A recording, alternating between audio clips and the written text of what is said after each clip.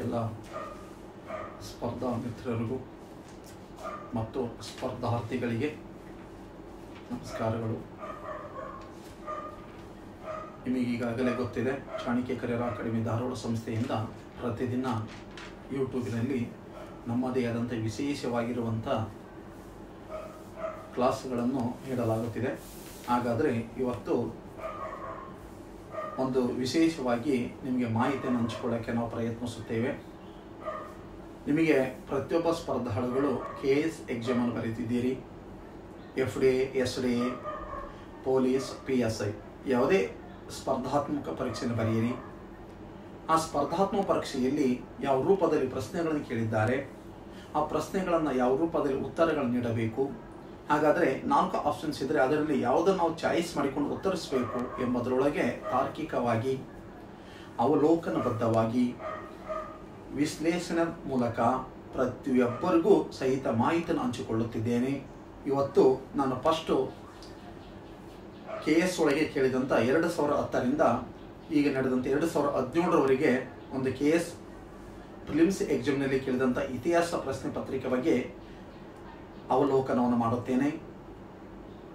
ಸ್ನೇಹಿತರೆ, ನಿಮ್ಮಲ್ಲಿ ಪ್ರಶ್ನೆ ಪತ್ರಿಕೆಗಳಿದ್ದರೆ 2010 ಪ್ರಶ್ನೆ ಪತ್ರಿಕೆಯನ್ನು ತೆಗೆದುಕೊಳ್ಳಿ.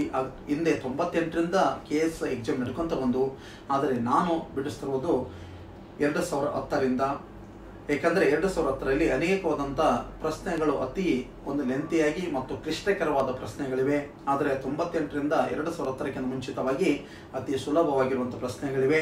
ಹಾಗಾಗಿ ಅವುಗಳನ್ನು ಬಿಡಿಸೋದಿಲ್ಲ. ಹಾಗಾದರೆ 2010ರಿಂದ 2017ರವರೆಗೆ ಅಂದರೆ ಕೇಳಿರುವಂಥ ಒಂದು KS ಒಳಗೆ ಕೇಳಿದಂಥ ಪ್ರತಿಯೊಂದು, ಅಂದರೆ ಇತಿಹಾಸ ಆಗಿರ್ಬೋದು, ಜೋಗ್ರಫಿ ಆಗಿರ್ಬೋದು, ಕರೆಂಟ್ ಅಫೇರ್ಸ್ ಆಗಿರ್ಬೋದು, ಮತ್ತು ಮೆಂಟಾಲಿಟಿ ಮ್ಯಾಥಮೆಟಿಕ್ಸ್ ಆಗಿರ್ಬೋದು, ಮತ್ತು ಸೈನ್ಸ್ ಆ್ಯಂಡ್ ಟೆಕ್ನಾಲಜಿ ಆಗಿರ್ಬೋದು, ಮತ್ತು ಇಂಡಿಯನ್ ಕಾನ್ಸ್ಟಿಟ್ಯೂಷನ್ ಆಗಿರ್ಬೋದು, ಇವುಗಳನ್ನು 2010ರಿಂದ 2017ರವರೆಗೆ ಏನು ಪ್ರಶ್ನೆ ಪತ್ರಿಕೆಯಲ್ಲಿ ಕೇಳಿರೋ ಪ್ರಶ್ನೆಗಳನ್ನು ಅವನ್ನು ಸಂಪೂರ್ಣವಾಗಿ ಅವಲೋಕಿಸಿ ಮತ್ತು ಆ ಉತ್ತರಗಳನ್ನು ಯಾವ ರೂಪದಲ್ಲಿ ಬಿಡಿಸಬೇಕು. ಮತ್ತು ನೀವು ಪ್ರತಿಯೊಬ್ಬ ಸ್ಪರ್ಧಾಳುಗಳು ಪ್ರಶ್ನೆ ಪತ್ರಿಕೆ ನೋಡಿ ಕೇಳಿರುವಂಥ ಪ್ರಶ್ನೆಗಳನ್ನು ಅವನೇ ಪುನರುತ್ತನೆ ಮಾಡುತ್ತಿದ್ದಾನೆ.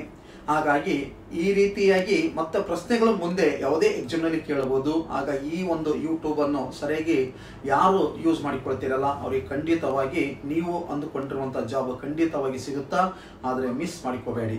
ಮತ್ತೊಂದು ವಿಶೇಷವಾಗಿ ನಮ್ಮ ಚಾಣಕ್ಯ ಕರಿಯರ್ ಅಕಾಡೆಮಿ ಧಾರವಾಡ ಸಂಸ್ಥೆಯಿಂದ CCA ಧಾರವಾಡ ಎಂಬ ಆ್ಯಪನ್ನು ನಮ್ಮ ಸ್ಪರ್ಧಾಳುಗಳಿಗೆ ಅನುಕೂಲಕರವಾಗಲೆಂದು ಆ್ಯಪ್ ಬಿಡುಗಡೆ ಮಾಡಲಾಗಿದೆ.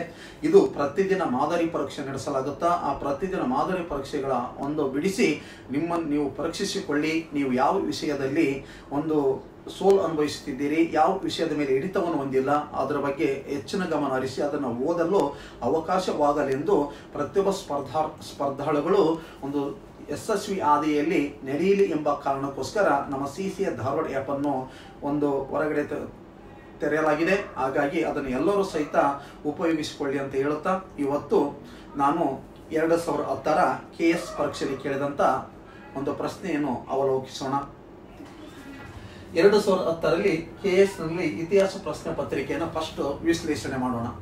ಒಟ್ಟು ಒಂದು 17 ಪ್ರಶ್ನೆಗಳಿವೆ. ಆ 17 ಪ್ರಶ್ನೆಗಳನ್ನು ಯಾವ ರೂಪದಲ್ಲಿ ಪ್ರಶ್ನೆ ಕೇಳಿದ್ದಾರೆ, ಆ ಪ್ರಶ್ನೆಗಳಿಗೆ ಹೇಗೆ ಉತ್ತರ ಕೊಡಬೇಕು, ಹಾಗಾದರೆ ಆ 4ಕ್ಕೆ ಏನು ಸಮಂಜಸವಾಗಿದೆ ಪ್ರತಿಯೊಬ್ಬರು ಸಹಿತ ಇದನ್ನು ಅರ್ಥ ಮಾಡಿಕೊಂಡು ಹೋಗಬೇಕು.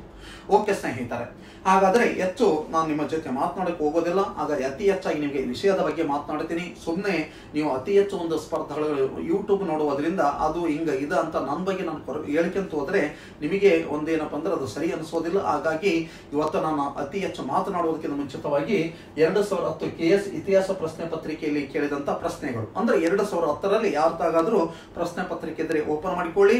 ಹಾಗಾದರೆ ಆ 4 ಅಲ್ಲಿ ಇರುವಂಥ ಪ್ರಶ್ನೆಗಳು 4 ಆಪ್ಷನ್ಸಿಗೆ ಪ್ರತಿಯೊಂದು ಸಹಿತ ಸಮಂಜಸವಾದ ಉತ್ತರ ಕೊಡುತ್ತೇನೆ. ಓಕೆ ಸ್ನೇಹಿತರೆ, ಫಸ್ಟ್ ಒಂದು ಹೋಗೋಣ. ಓಕೆ, ಇಲ್ಲಿ ಒಂದು ಪ್ರಶ್ನೆ ಇದೆ. ಫಸ್ಟ್ ಒಂದು ಪ್ರಶ್ನೆ 2010 KS ಪ್ರಿಲಿಮ್ಸ್ನಲ್ಲಿ ಕೇಳಿದ ಪ್ರಶ್ನೆ ಏನು ಕೇಳ್ಯಾರಂದ್ರೆ, ಜವಾಹರ್ಲಾಲ್ ನೆಹರೂರವರು ಮೋತಿಲಾಲ್ ನೆಹರು ನಂತರ ರಾಷ್ಟ್ರೀಯ ಕಾಂಗ್ರೆಸ್ ಅಧಿವೇಶನ ಅಧ್ಯಕ್ಷರಾದರು. ಹಾಗಾದ್ರೆ ಆ ರಾಷ್ಟ್ರೀಯ ಕಾಂಗ್ರೆಸ್ ಅಧಿವೇಶನ ಎಲ್ಲಿ ನಡೆಯಿತು ಎಂಬ ಪ್ರಶ್ನೆ ಇದೆ. ಅಂದ್ರೆ ಮೋತಿಲಾಲ್ ನೆಹರು ಒಂದು ರಾಷ್ಟ್ರೀಯ ಕಾಂಗ್ರೆಸ್ ಅಧಿವೇಶನ ವಹಿಸಿಕೊಂಡಿದ್ರು. ಅವರ ನಂತರ ಜವಾಹರ್ಲಾಲ್ ನೆಹರು ಅಧ್ಯಕ್ಷತೆ ವಹಿಸಿಕೊಳ್ತಾರೆ. ಆದರೆ ಮೋತಿಲಾಲ್ ನೆಹರು ಯಾವ ರಾಷ್ಟ್ರೀಯ ಕಾಂಗ್ರೆಸ್ ನಂತರ ಜವಾಹರ್ಲಾಲ್ ನೆಹರು ಯಾವ ಸ್ಥಳದಲ್ಲಿ ನಡೆದಂತಹ ರಾಷ್ಟ್ರೀಯ ಕಾಂಗ್ರೆಸ್ ಅಧಿವೇಶನದ ಅಧ್ಯಕ್ಷತೆ ವಹಿಸಿಕೊಂಡರು? ಇಲ್ಲಿ ಪ್ರತಿಯೊಬ್ಬರಿಗೂ ಒಂದು ಆಪ್ಷನ್ಸ್ಗಳಿವೆ: ಲಾಹೋರ್, ಅಮೃತಸರ, ಪಟಿಯಾಲ, ತ್ರಿಪುರ. ಹಾಗಾದ್ರೆ ಇಲ್ಲಿ 4 ಪ್ರಶ್ನೆಗಳಿದ್ರೆ ಅನೇಕವಾದಂತಹ ಸ್ಪರ್ಧಾಳುಗಳು ಲಾಹೋರ್ ಹಾಕೋಣ, ಅಮೃತಸರ ಮಾಡೋಣ, ಪಟಿಯಾಲ ಮಾಡೋಣ, ತ್ರಿಪುರ ಮಾಡೋಣ ಎಂಬ ಗೊಂದಲಗಳಿವೆ. ಹಾಗಾದ್ರೆ ಒಂದು ವಿಶೇಷವಾಗಿ ಹೇಳ್ತೇನೆ, ಇಲ್ಲಿ ನಾನು ಏನು ಹೇಳ್ತೇನೆ ಅಂದ್ರೆ ಅರ್ಥ ಮಾಡಿಕೊಳ್ಳಕ್ಕೆ ಪ್ರಯತ್ನ ಮಾಡಿ. ಇಲ್ಲಿ ಒಂದು ವಿಶೇಷವಾಗಿರುವಂತಹ ಲಾಹೋರ್ INC ಅಧಿವೇಶನವನ್ನು ಭಾರತದಲ್ಲಿ ಒಂದು ವಿಶೇಷವಾಗಿರುವಂತಹ ಅಧಿವೇಶನವೆಂದು ಕರೆಯಲಾಗುತ್ತದೆ. ಈ ಅಧಿವೇಶನವನ್ನು ಭಾರತದಲ್ಲಿ ಐತಿಹಾಸಿಕ ಅಧಿವೇಶನವೆಂದು ಕರೆಯಲಾಗುತ್ತದೆ. ಯಾಕೆ ಈ ಒಂದು ಲಾಹೋರ್ ಈ 1929 ಲಾಹೋರ್ INC ಅಧಿವೇಶನದ ಅಧ್ಯಕ್ಷತೆ ವಹಿಸಿಕೊಂಡವರು ಯಾರಪ್ಪ ಅಂದ್ರೆ ಪಂಡಿತ್ ಜವಾಹರ್ಲಾಲ್ ನೆಹರು ಸ್ನೇಹಿತರೆ. ಹಾಗಾದ್ರೆ ಲಾಹೋರ್ INC ಅಧಿವೇಶನವನ್ನು ನಾವು ಏಕೆ ವಿಶೇಷ ಅಧಿವೇಶನ ಎಂದು ಅಥವಾ ಐತಿಹಾಸಿಕ ಅಧಿವೇಶನವೆಂದು ಕರೆಯುತ್ತೇವೆ ಅಂದ್ರೆ, ಈ ರಾಷ್ಟ್ರೀಯ ಕಾಂಗ್ರೆಸ್ ಅಧಿವೇಶನದಲ್ಲಿ ಒಂದು ಘೋಷವಾಕ್ಯವಾಗುತ್ತಾ ಸಂಪೂರ್ಣ ಸ್ವರಾಜ್ಯವೇ ಭಾರತದ ಗುರಿ. ಪ್ರತಿಯೊಬ್ಬ ಸ್ಪರ್ಧಾಳುಗಳು ನೆನಪಿಟ್ಟುಕೊಳ್ಳಿ, ಲಾಹೋರ್ INC ಅಧಿವೇಶನದಲ್ಲಿ ಏನು ಒಂದು ಘೋಷಣೆಯಾಗುತ್ತೆ ಅಂದ್ರೆ ಸಂಪೂರ್ಣ ಸ್ವರಾಜ್ಯವೇ ಭಾರತದ ಗುರಿ ಎಂದು ಘೋಷಣೆಯಾಗುತ್ತೆ. ಹಾಗಾದ್ರೆ ಇಲ್ಲಿ ಮೋತಿಲಾಲ್ ನೆಹರು ನಂತರ ಪಂಡಿತ್ ಜವಾಹರ್ಲಾಲ್ ನೆಹರು 1929 ಲಾಹೋರ್ನಲ್ಲಿ INC ಅಧಿವೇಶನ ನಡೆಯಿತು. ಈ ಅಧಿವೇಶನದಲ್ಲಿ ಪಂಡಿತ್ ಜವಾಹರ್ಲಾಲ್ ನೆಹರು ಏಕೆ ಅಧ್ಯಕ್ಷರಾದರು ಅದರ ಬಗ್ಗೆ ಮಾಹಿತಿ ನೀಡೋಣ. ಈ ಅಧಿವೇಶನದಲ್ಲಿ ಸಂಪೂರ್ಣ ಸ್ವರಾಜ್ಯವೇ ಭಾರತದ ಗುರಿ ಅಂತ ಯಾಕೆ ಘೋಷಣೆ ಮಾಡಿದ್ವಿ ಎಂಬುದರ ಬಗ್ಗೆ ಸಹಿತ ಅವಲೋಕನ ಮಾಡೋಣ. ಇಲ್ಲಿ ನಿಮಗೆಲ್ಲ ಗೊತ್ತಿದೆ, 1919 ಭಾರತದಲ್ಲಿ ಒಂದು ಕಾಯ್ದೆ ರಚನೆಯಾಗಿತ್ತು. ಆ ಕಾಯ್ದೆ ಯಾವ್ದಪ್ಪ ಅಂದ್ರೆ ಮಾಂಟೆಗೊ ಚೆಮ್ಸ್ಫರ್ಡ್ ಕಾಯ್ದೆ ಸ್ನೇಹಿತರೆ. 1919 ಮಾಂಟೆಗೊ ಚೆಮ್ಸ್ಫರ್ಡ್ ಕಾಯ್ದೆ ರಚನೆಯಾಗಿ ಆ ಕಾಯ್ದೆ ಹೇಳುತ್ತೆ, ನನ್ನ ಕಾಯ್ದೆ ರಚನೆಯಾಗಿ 10 ವರ್ಷಗಳ ನಂತರ ನನ್ನ ಕಾಯ್ದೆಯನ್ನು ಅಧ್ಯಯನ ಮಾಡೋಕ್ಕೋಸ್ಕರ ಒಂದು ಆಯೋಗವನ್ನು ರಚನೆ ಮಾಡಬೇಕೆಂದು ಅದು ತನ್ನ ಕೋರಿಕೆಯನ್ನು ಮಂಡಿಸಿತ್ತು ಸ್ನೇಹಿತರೆ. ಆದರೆ 1919 10 ವರ್ಷಗಳ ಅಂದರೆ 1929 ಇಂಗ್ಲೆಂಡಿನಲ್ಲಿ ಚುನಾವಣೆ ಇರುತ್ತಾ, ಚುನಾವಣೆ ಇದ್ದ ಕಾರಣಕ್ಕೋಸ್ಕರ 1929 ಬದಲಾಗಿ 1927 ಆ ಇಂಗ್ಲೆಂಡಿನಲ್ಲಿ 1919 ಕಾಯ್ದೆಯನ್ನು ಅಧ್ಯಯನ ಮಾಡೋಕ್ಕೋಸ್ಕರ ಒಂದು ಆಯೋಗ ರಚನೆ ಮಾಡುತ್ತಾರೆ. ಆ ಆಯೋಗವೇ ಸೈಮನ್ ಕಮಿಷನ್ ಸ್ನೇಹಿತರೆ. ಈ ಸೈಮನ್ ಕಮಿಷನ್ 1927 ನವೆಂಬರ್ 8ನೇ ತಾರೀಕಿನಂದು ರಚನೆಯಾಗುತ್ತೆ. 1927 ನವೆಂಬರ್ 8ನೇ ತಾರೀಕಿನಂದು ಸೈಮನ್ ಕಮಿಷನ್ ರಚನೆ ಆಗಿತ್ತಂದ್ರೆ, ಈ 1927 ನವೆಂಬರ್ 8ರಲ್ಲಿ ಸೈಮನ್ ರವರ ನೇತೃತ್ವದಲ್ಲಿ ಸೈಮನ್ ಆಯೋಗ ರಚನೆ ಆಯಿತು. ಹಾಗಾಗಿ ಅದನ್ನು ಸೈಮನ್ ಆಯೋಗ ಎಂದು ಕರೆಯುತ್ತೇವೆ. ಈ ಸೈಮನ್ ಆಯೋಗವನ್ನು ರಚನೆ ಮಾಡಿದಂತ ಬ್ರಿಟಿಷ್ ಕಾರ್ಯದರ್ಶಿ ಯಾರಪ್ಪ ಅಂದ್ರೆ ಬರ್ಕನ್ ಎಡ್ ರವರು. ಈ ಬರ್ಕನ್ ಎಡ್ ರವರು 1927 ನವೆಂಬರ್ 8ನೇ ತಾರೀಕಿನಂದು ಸೈಮನ್ ಆಯೋಗ ರಚನೆ ಮಾಡ್ತಾರೆ. ಹಾಗಾದ್ರೆ ಈ ಆಯೋಗದಲ್ಲಿ ಒಟ್ಟು 7 ಜನ ಸದಸ್ಯರು, 4 ಜನ ಕನ್ಸರ್ವೇಟಿವ್ ಪಕ್ಷ, 4 ಜನ ಕನ್ಸರ್ವೇಟಿವ್ ಪಕ್ಷ, 2 ಲಿಬರಲ್ ಪಕ್ಷ, 1 ಲೇಬರ್ ಪಕ್ಷ. ಒಟ್ಟು ಎಷ್ಟು ಜನ ಸದಸ್ಯರು ಒಳಗೊಂಡಿತ್ತು ಅಂದ್ರೆ 7 ಜನ ಸದಸ್ಯರು ಒಳಗೊಂಡಿತ್ತು. ಹಾಗಾದ್ರೆ ಈ ಸೈಮನ್ ಆಯೋಗ 1927 ನವೆಂಬರ್ 8ನೇ ತಾರೀಕಿನ ರಚನೆಯಾಗಿ ಈ ಸೈಮನ್ ಕಮಿಷನ್ ಭಾರತಕ್ಕೆ ಆಗಮಿಸಿದ್ದು 1928 ಫೆಬ್ರವರಿ 3ನೇ ತಾರೀಕು. ಅರ್ಥ ಮಾಡ್ಕೊಳ್ಳಿ, ನಿಮಗೆ ಸ್ಪರ್ಧಾತ್ಮಕ ಪರೀಕ್ಷೆಯಲ್ಲಿ ಕೇಳ್ತಾರೆ ಸೈಮನ್ ಆಯೋಗ ಎಷ್ಟರಲ್ಲಿ ರಚನೆ ಆಗಿತ್ತು ಅಂದ್ರೆ 1927 ನವೆಂಬರ್ 8ನೇ ತಾರೀಕು. ಆದ್ರೆ ಈ ಸೈಮನ್ ಆಯೋಗ ಭಾರತಕ್ಕೆ ಎಷ್ಟರಲ್ಲಿ ಬಂತಪ್ಪ ಅಂದ್ರೆ 1928 ಫೆಬ್ರವರಿ 3. ಹಾಗಾದ್ರೆ ಸೈಮನ್ ಆಯೋಗವನ್ನು ಯಾಕೆ ರಚಿಸಲಾಯಿತು ಅಂದ್ರೆ 1919 ಕಾಯ್ದೆಯನ್ನು ಅವಲೋಕನ ಮಾಡುವುದಕ್ಕೋಸ್ಕರ ಈ ಸೈಮನ್ ಕಮಿಷನ್ ರಚನೆ ಆಗಿತ್ತು. ಒಟ್ಟು ಸದಸ್ಯರ ಸಂಖ್ಯೆ 7 ಜನ, 4 ಜನ ಕನ್ಸರ್ವೇಟಿವ್ ಪಕ್ಷ, 2 ಲೇಬರ್ ಪಕ್ಷ, 1 ಲಿಬರಲ್ ಪಕ್ಷ ಸ್ನೇಹಿತರೆ. ಹಾಗಾದ್ರೆ ಈ ಸೈಮನ್ ಆಯೋಗದಲ್ಲಿ ಯಾವುದೇ ಭಾರತೀಯರು ಇರಲಿಲ್ಲ. ಆದ್ರೆ ಈ ಸೈಮನ್ ಆಯೋಗ ಭಾರತಕ್ಕೆ ಬಂದಾಗ ಅನೇಕ ಭಾರತೀಯರು ಹೇಳ್ತೀವಿ, ಈ ಸೈಮನ್ ಆಯೋಗದಲ್ಲಿ ಯಾವುದೇ ಭಾರತೀಯರಿಲ್ಲ. ಹಾಗಾಗಿ ಇದು ಕೆಂಪು ಕೋತಿಗಳ ಆಯೋಗ. ಗೋ ಬ್ಯಾಕ್ ಸೈಮನ್, ಈ ಆಯೋಗ ನಮಗೆ ಬೇಕಾಗಿಲ್ಲ. ಹಾಗಾದ್ರೆ ಈ ಆಯೋಗದಲ್ಲಿ ಭಾರತೀಯರಿಲ್ಲ. ಆಗ ನೀವು ಯಾವ ರೂಪದಲ್ಲಿ ಭಾರತೀಯರು ನ್ಯಾಯ ಕೊಡಲು ಸಿದ್ಧ? ಹಾಗಾಗಿ ನಿಮ್ಮ ನ್ಯಾಯ ನಮಗೆ ಸರಿಯಿಲ್ಲ. ಹಾಗಾಗಿ ಈ ಸೈಮನ್ ಆಯೋಗ ನಾವು ತಿರಸ್ಕರಿಸ್ತೀವಿ ಎಂದು ಗೋ ಬ್ಯಾಕ್ ಸೈಮನ್ ಅಂತ ಹೇಳಿ ಹೋರಾಟ ಮಾಡಲಾಗುತ್ತಾ ಸ್ನೇಹಿತರೆ. ಹಾಗಾದ್ರೆ ಹೋರಾಟ ಮಾಡಿದಾಗ ಇದೇ ಸಂದರ್ಭದಲ್ಲಿ 1928 ಲಾಹೋರಿನಲ್ಲಿ ಸೈಮನ್ ಆಯೋಗದ ವಿರುದ್ಧ ಗೋ ಬ್ಯಾಕ್ ಸೈಮನ್ ಅಂತ ಹೇಳಿ ಹೋರಾಟ ಮಾಡಿದ ಭಾರತದ ಹೋರಾಟಗಾರ ಲಾಲಾ ಲಜಪತ್ ರಾಯ್ ಸ್ನೇಹಿತರೆ. ಹಾಗಾದ್ರೆ ಲಾಲಾ ಲಜಪತ್ ರಾಯ್ ರವರು ಲಾಹೋರಿನಲ್ಲಿ ಸೈಮನ್ ಆಯೋಗದ ವಿರುದ್ಧ ಹೋರಾಟ ಮಾಡುತ್ತಿದ್ದಾಗ ಅಲ್ಲಿದ್ದಂತ ಬ್ರಿಟಿಷ್ ಸೈನ್ಯಾಧಿಕಾರಿ ಈ ಸ್ಯಾಂಡರ್ಸ್ ಏನ್ ಮಾಡ್ತಾರೆ ಅಂದ್ರೆ ಆ ಸೈಮನ್ ಆಯೋಗದ ವಿರುದ್ಧ ಹೋರಾಟ ಮಾಡುತ್ತಿರುವ ಮೇಲೆ ಲಾಠಿ ಚಾರ್ಜ್ ಮಾಡಲು ಆಜ್ಞೆ ನೀಡುತ್ತಾರೆ. ಆಗ ಬ್ರಿಟಿಷ್ ಪೊಲೀಸ್ ಅಧಿಕಾರಿಯಾದಂತಹ ಸ್ಕಾಟ್ ಎಂಬ ಪೊಲೀಸು ತನ್ನ ಲಾಠಿಯನ್ನು ತೆಗೆದುಕೊಂಡು ಲಾಲಾ ಲಜಪತ್ ರಾಯ್ ಅವರಿಗೆ ತೆರಿಗೆ ಹೊಡಿತಾರೆ. ಆಗ ಲಾಲಾ ಲಜಪತ್ ರಾಯ್ ಈ ಸೈಮನ್ ಆಯೋಗದ ವಿರುದ್ಧ ಹೋರಾಟ ಮಾಡುತ್ತಾ 1928 ನವೆಂಬರ್ 16ನೇ ತಾರೀಕಿನಂದು ಮರಣ ಹೊಂದುತ್ತಾರೆ. ಆಗ ಲಾಲಾ ಲಜಪತ್ ರಾಯ್ ಒಂದು ಕೊನೆ ಮಾತು ಹೇಳ್ತಾರೆ, ನನ್ನ ಶವದ ಪೆಟ್ಟಿಗೆ ಮೇಲೆ ಹೊಡೆದ ಪ್ರತಿಯೊಂದು ಮಳೆ ನಿಮ್ಮ ಒಂದು ಶವ ಪೆಟ್ಟಿಗೆ ಮೇಲೆ ಹೊಡೆದಂತ ಏಟು ಅಂತ ಹೇಳಿ ಲಾಲಾ ಲಜಪತ್ ರಾಯ್ ಈ ಒಂದು ಮಾತನ್ನು ಉಲ್ಲೇಖಿಸಿ ಸೈಮನ್ ಆಯೋಗದ ವಿರುದ್ಧ ಹೋರಾಟ ಮಾಡಿ 1928 ನವೆಂಬರ್ 16ನೇ ತಾರೀಕಿನ ಮರಣ ಹೊಂದಿದ್ರು ಸ್ನೇಹಿತರೆ. ಆದರೆ ಇದೇ ಸಂದರ್ಭದಲ್ಲಿ ಸಹಿತ ಲಕ್ನೋದಲ್ಲಿ ಸಹಿತ ಸೈಮನ್ ಆಯೋಗದ ವಿರುದ್ಧ ಹೋರಾಟ ಮಾಡುತ್ತಿದ್ದಂತ ವ್ಯಕ್ತಿ ಯಾರಪ್ಪ ಅಂದ್ರೆ ಗೋವಿಂದ ವಲ್ಲಭ ಪಂತರವರು. ಹಾಗಾದ್ರೆ ಅಲ್ಲಿ ಸಹಿತ ಲಾಠಿ ಚಾರ್ಜ್ ಮಾಡಿದ್ರು. ಆಗ ಗೋವಿಂದ ವಲ್ಲಭ ಪಂತ ಸೈಮನ್ ಆಯೋಗದ ವಿರುದ್ಧ ಹೋರಾಟ ಮಾಡಿ ಶಾಶ್ವತವಾಗಿ ಅಂಗವೈಕಲ್ಯಕ್ಕೆ ಒಳಗಾದ್ರು ಸ್ನೇಹಿತರೆ. ಹಾಗಾದ್ರೆ ಇಂಥ ಒಂದು ಸೈಮನ್ ಆಯೋಗದ ವಿರುದ್ಧ ಹೋರಾಟ ಮಾಡಿ ಲಾಲಾ ಲಜಪತ್ ರಾಯ್ ಮರಣ ಹೊಂದಿದಾಗ ಹಾಗಾದ್ರೆ ಈ ಒಂದು ಸೇಡನ್ನು ತೀರಿಸಿಕೊಳ್ಳೋದಕ್ಕೋಸ್ಕರ ಭಾರತದ 3 ಜನ ಕ್ರಾಂತಿಕಾರಿಗಳು ಭಗತ್ ಸಿಂಗ್, ರಾಜ್ಗುರು, ಸುಖದೇವ್ 3 ಜನ ಒಂದುಗೂಡಿಕೊಂಡು 1928 ಡಿಸೆಂಬರ್ 17ನೇ ತಾರೀಕಿನಂದು ಲಾಲಾ ಲಜಪತ್ ರಾಯ್ ಸಾವಿಗೆ ಕಾರಣಕರ್ತನಾದಂತಹ ಸ್ಯಾಂಡರ್ಸ್ ನನ್ನು ಹತ್ಯೆ ಮಾಡ್ತಾರೆ. ಇದನ್ನೇ ಭಾರತದಲ್ಲಿ ಲಾಹೋರ್ ಪಿತೂರಿ ಎಂದು ಕರೆಯುತ್ತೇವೆ ಸ್ನೇಹಿತರೆ. ಸ್ಯಾಂಡರ್ಸ್ ಹತ್ಯೆ ಮಾಡಿದನ್ನು ಭಾರತದಲ್ಲಿ ಏನೆಂದು ಕರೆಯುತ್ತಾರಪ್ಪ ಅಂದ್ರೆ ಲಾಹೋರ್ ಪಿತೂರಿ ಎಂದು ಕರೆಯಲಾಗುತ್ತ ಸ್ನೇಹಿತರೆ. ಹಾಗಾದ್ರೆ ಇಂಥ ಸಂದರ್ಭದಲ್ಲಿ ಸೈಮನ್ ಆಯೋಗದ ವಿರುದ್ಧ ಭಾರತದಾದ್ಯಂತ ಹೋರಾಟ ಜರುಗುತ್ತಾ ಈ ಸೈಮನ್ ಆಯೋಗ ತನ್ನದೇ ಆದಂತ ಅನೇಕವಾದಂತಹ ಪ್ರಮುಖ ಅಂಶಗಳನ್ನು ವ್ಯಕ್ತಪಡಿಸುತ್ತೆ. ಅದರ ಪ್ರಮುಖ ಅಂಶಗಳೇನಾಗಿದ್ದಪ್ಪ ಅಂದ್ರೆ ಒಂದನೇದು ಮತದಾನವನ್ನು ವಿಸ್ತರಿಸುವುದು, ಎರಡನೇದು ಪ್ರಾಂತಗಳಲ್ಲಿ ದ್ವಿ ಸರ್ಕಾರವನ್ನು ರದ್ದುಪಡಿಸಿ ಅದಕ್ಕೆ ಹೆಚ್ಚಿನ ಅಧಿಕಾರವನ್ನು ನೀಡುವುದು, ಮೂರನೇದು ಪ್ರಾಂತಗಳಲ್ಲಿ ಶಾಸಕಾಂಗದ ಸದಸ್ಯರ ಸಂಖ್ಯೆಯನ್ನು ಕನಿಷ್ಠ 200ರಿಂದ ಗರಿಷ್ಠ 250ಕ್ಕೆ ಏರಿಸುವುದು, ಮತ್ತೊಂದು ಬಾಂಬೆಯಿಂದ ಸಿಂಧು ಪ್ರಾಂತವನ್ನು ಬೇರ್ಪಡಿಸುವುದು. ಹಾಗಾದರೆ ಮತ್ತೊಂದು ಭಾರತದಿಂದ ಬರ್ಮಾವನ್ನು ಬೇರ್ಪಡಿಸುವುದು ಯಾವ ಆಯೋಗದ ಉದ್ದೇಶಗಳಾಗಿದ್ದವಪ್ಪ ಅಂದ್ರೆ ಸೈಮನ್ ಆಯೋಗದ ಉದ್ದೇಶಗಳಾಗಿದ್ದು ಸ್ನೇಹಿತರೆ. ಹಾಗಾದ್ರೆ ಇವು ಸೈಮನ್ ಆಯೋಗದ ಪ್ರಮುಖ ಉದ್ದೇಶಗಳಾಗಿದ್ರೆ ಭಾರತೀಯರು ಇದನ್ನು ತಿರಸ್ಕರಿಸ್ತೀವಿ, ನಮಗೆ ಈ ಸೈಮನ್ ಆಯೋಗದ ವರದಿ ಅವಶ್ಯಕತೆ ಇಲ್ಲ, ನಾವು ಇದನ್ನು ತಿರಸ್ಕರಿಸ್ತೀವಿ ಅಂತ ಭಾರತದಲ್ಲಿ ಸಮಾನತೆಯಿಂದ ಹೋರಾಟ ನಡೆಸಿದಾಗ ಆಗ ಬ್ರಿಟಿಷರು ಹೇಳ್ತಾರೆ, ಭಾರತೀಯರಿಗೆ ಒಂದು ಸವಾಲು ಹಾಕಿದ್ರು ಸ್ನೇಹಿತರೆ, ಏ ಭಾರತೀಯರೇ ನಮ್ಮ ಸೈಮನ್ ಆಯೋಗದ ವರದಿಯನ್ನು ಒಪ್ಪಿಕೊಳ್ಳಿ, ಇಲ್ಲದಿದ್ದರೆ ಇಡೀ ಭಾರತಕ್ಕೆ ಸಮ ಮನಸ್ಕರ ಉಳ್ಳಂತೆ ಒಂದು ಆಯೋಗವನ್ನು ನೀವು ರಚನೆ ಮಾಡಿಕೊಂಡು ಬನ್ನಿ ನಮ್ಮ ಹತ್ರ, ನಾವು ಅದಕ್ಕೆ ಒಪ್ಪಿಗೆ ಕೊಡುತ್ತೀವಿ ಎಂದು ಭಾರತೀಯರಿಗೆ ಸವಾಲು ಹಾಕಿದ್ರು ಸ್ನೇಹಿತರೆ ಈ ಬ್ರಿಟಿಷ್ ಸರ್ಕಾರ. ಆಗ ಭಾರತೀಯರು ಹೇಳ್ತೀವಿ, ನೋಡಿ ನಿಮ್ಮ ಸವಾಲನ್ನು ನಾವು ಸ್ವೀಕರಿಸಿಕೊಳ್ಳುತ್ತೇವೆ, ಇಡೀ ಭಾರತೀಯರ ಸಮ ಮನಸ್ಕರ ಒಳಪಡುವಂತೆ ಒಂದು ಆಯೋಗವನ್ನು ನಾವು ರಚನೆ ಮಾಡಿಕೊಂಡು ಬರುತ್ತೇವೆ, ಆಗಲಾದರೂ ಒಪ್ಪಿಕೊಳ್ಳಬೇಕು ನೀವು ಅಂತೇಳಿ ಭಾರತೀಯರು ಆಗ ಸಮ ಮನಸ್ಕರ ಒಳಗೊಂಡಂತೆ ಒಂದು ಆಯೋಗ ರಚನೆ ಮಾಡ್ತಾರೆ. ಅದೇ ಮೋತಿಲಾಲ್ ನೆಹರು ವರದಿ ಸ್ನೇಹಿತರೆ. ಹಾಗಾದ್ರೆ 1928ರಲ್ಲಿ ಸ್ನೇಹಿತರೆ 1928 ಫೆಬ್ರವರಿ 28ನೇ ತಾರೀಕಿನಂದು ಸ್ನೇಹಿತರೆ ದೆಹಲಿಯಲ್ಲಿ ಸರ್ವ ಪಕ್ಷಗಳ ಸಭೆಯನ್ನು ಕರೆಯಲಾಗುತ್ತಾ. 1928 ಫೆಬ್ರವರಿ 28ನೇ ತಾರೀಕಿನಂದು ದೆಹಲಿಯಲ್ಲಿ ಸರ್ವ ಪಕ್ಷಗಳ ಸಭೆಯನ್ನು ಕರೆದಾಗ ಆ ಸರ್ವ ಪಕ್ಷಗಳ ಸಭೆ ಅಧ್ಯಕ್ಷತೆ ವಹಿಸಿಕೊಂಡಂತ ಆಗಿನ INC ಅಧ್ಯಕ್ಷ ಡಾಕ್ಟರ್ ಅನ್ಸಾರಿ ಅವರು ಸ್ನೇಹಿತರೆ. ಹಾಗಾದ್ರೆ ಡಾಕ್ಟರ್ ಅನ್ಸಾರಿ ಅವರು ಅದರ ಅಧ್ಯಕ್ಷತೆ ವಹಿಸಿಕೊಳ್ತಾರೆ. ಅಧ್ಯಕ್ಷತೆ ವಹಿಸಿಕೊಂಡು ನೆಹರು ವರದಿ ಬಗ್ಗೆ ಒಂದು ಸಂಪೂರ್ಣವಾಗಿ ಚರ್ಚೆ ನಡೆಸ್ತಾರೆ. ಹಾಗಾದ್ರೆ ಕೊನೆಯದಾಗಿ 1928 ಆಗಸ್ಟ್ ತಿಂಗಳಿನಲ್ಲಿ ಲಕ್ನೋದಲ್ಲಿ ಈ ಸೈಮನ್ ಆಯೋಗದ ಪ್ರತ್ಯುತ್ತರವಾಗಿ ಮೋತಿಲಾಲ್ ನೆಹರು ವರದಿ ರಚನೆ ಮಾಡಿಕೊಂಡ್ವಿ ಸ್ನೇಹಿತರೆ.